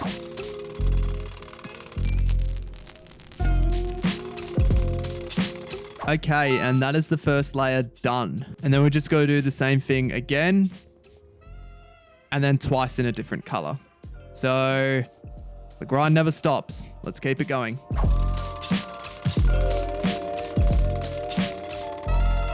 Okay, and that is the purple fog done.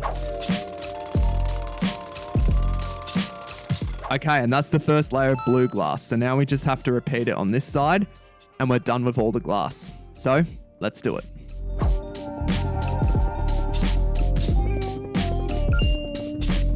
Now we're up to the walls, which is very exciting. So I'm going to go find a nether fortress and see if I can get as much nether bricks as possible. So let's do it. Okay, and that's all the nether brick that I'll need. I'll actually do the tunnel border first, because I think once I get that down, I should be good to build the entire nether base from there. And then when we get to the tunnel ways, we can do them easily. Right, and that looks good. And I'll just do it for the other 3 sides. So 1, 2, and 3. Whilst I built the nether wall, YouTube kindly reminded me that only 5% of my viewers are actually subscribed. So if you like this content, which you likely do if you're watching this far in, please subscribe. It's free, and it tells YouTube you like this channel and want to see more. Okay, and now we are up to the Bastion Remnant side of this nether base. So kind of like the nether fortress, we'll build these kinds of walls that have some depth in it, like the lava one here. And then we'll just add rooms to them as well. But instead, we'll actually make the rooms a bit more piglin friendly to represent the Bastion. So let's dig out a frame and let's get to building the Bastion side.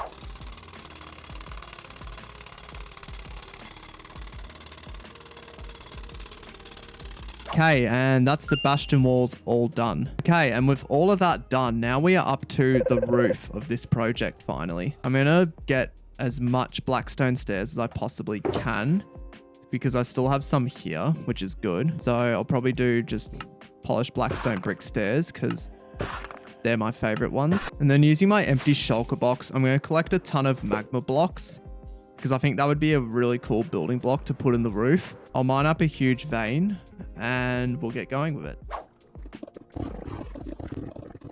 I'm going to place them all through the bedrock gaps here. I brought a ton of scaffolding for this, so let's do it. Okay, I've run out of magma, but safe to say that this looks pretty cool. Like, we've got the bedrock slightly coming through on the magma, but one thing, I've run out of magma, and as well, it's pretty slow with all the scaffolding. So I actually think this is a really good time to actually get a happy ghast finally. So I'll get some ghast tiers. I'll get 8 of them.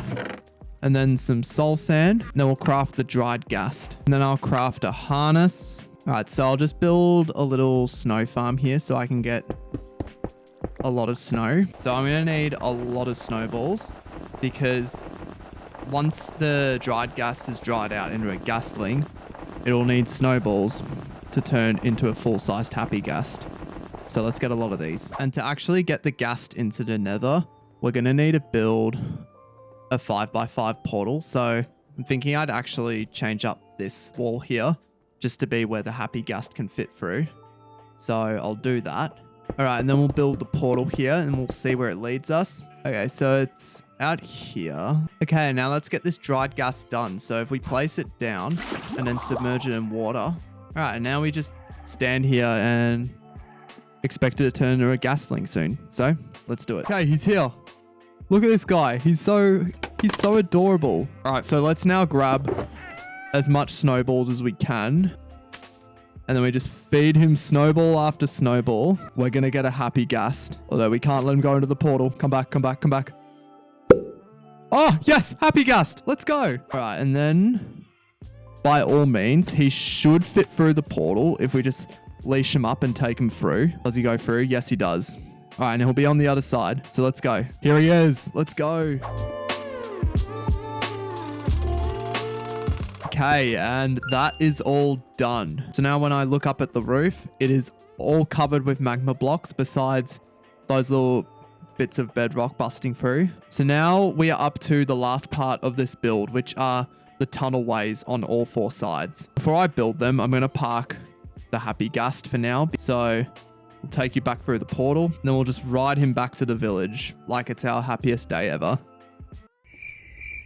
This is very slow. I have a slight problem, and it is that a lot of mobs actually spawn in this fortress itself. So I'm going to cut up a ton of slabs so that I can actually spawn proof this place, because it would not be good if mobs could just continuously spawn. So let's get everything we can get, and then let's actually spawn proof this place.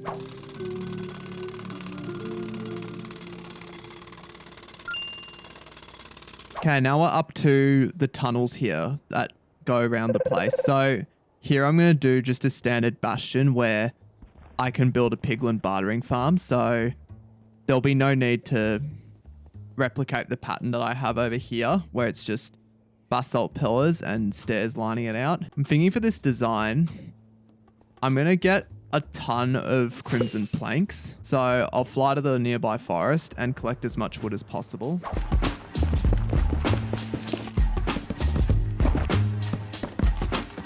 Okay, I actually like this wall pattern a lot. So we'll do that as the wall. And then for the floor, I'm thinking we get warped planks. And then we just get a ton of different warped blocks and work from there. Okay, and that is all 4 sides done. So we've got our floor and roof pattern, and then we've got our wall pattern. So now we just got to repeat it on every other side until we get to the end. So let's do it.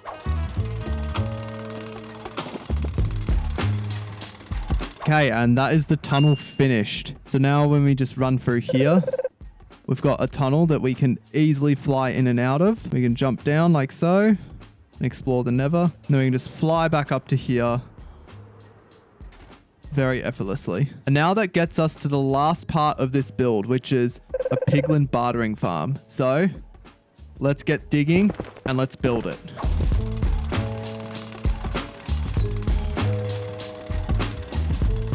Yes, good boy. Come this way. Come this way.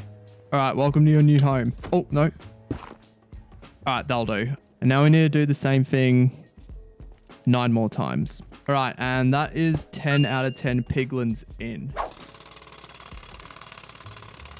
Okay, and the bastion is done. So now all I really need to do is just get some gold into this chest here, and then we can start trading with piglins. So I'll go mine as much gold as I possibly can, and then we'll just test it, see what we can get. All right, so I've gathered up some gold ingots. So now when I place them in the chest, they should all be sucked into the minecart.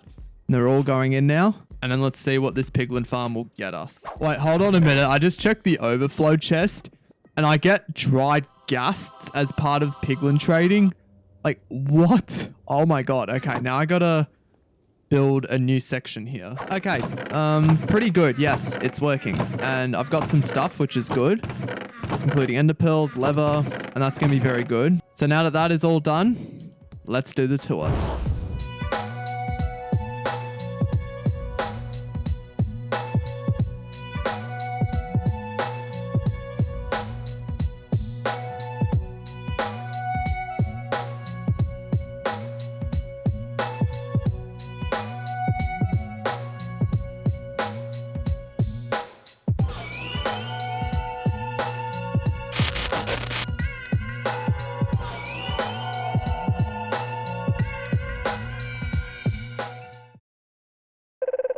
If you are still watching to this point, I do really appreciate your support. It means the world to me. Also, I've started these other series and will continue to do more challenges that you can enjoy whilst I work on my hardcore projects and that. Besides that, this hardcore world will continue to inspire me to expand upon and build further into the future. Thanks for being with me so far, and I hope we can continue to make great Minecraft memories into the future. See ya!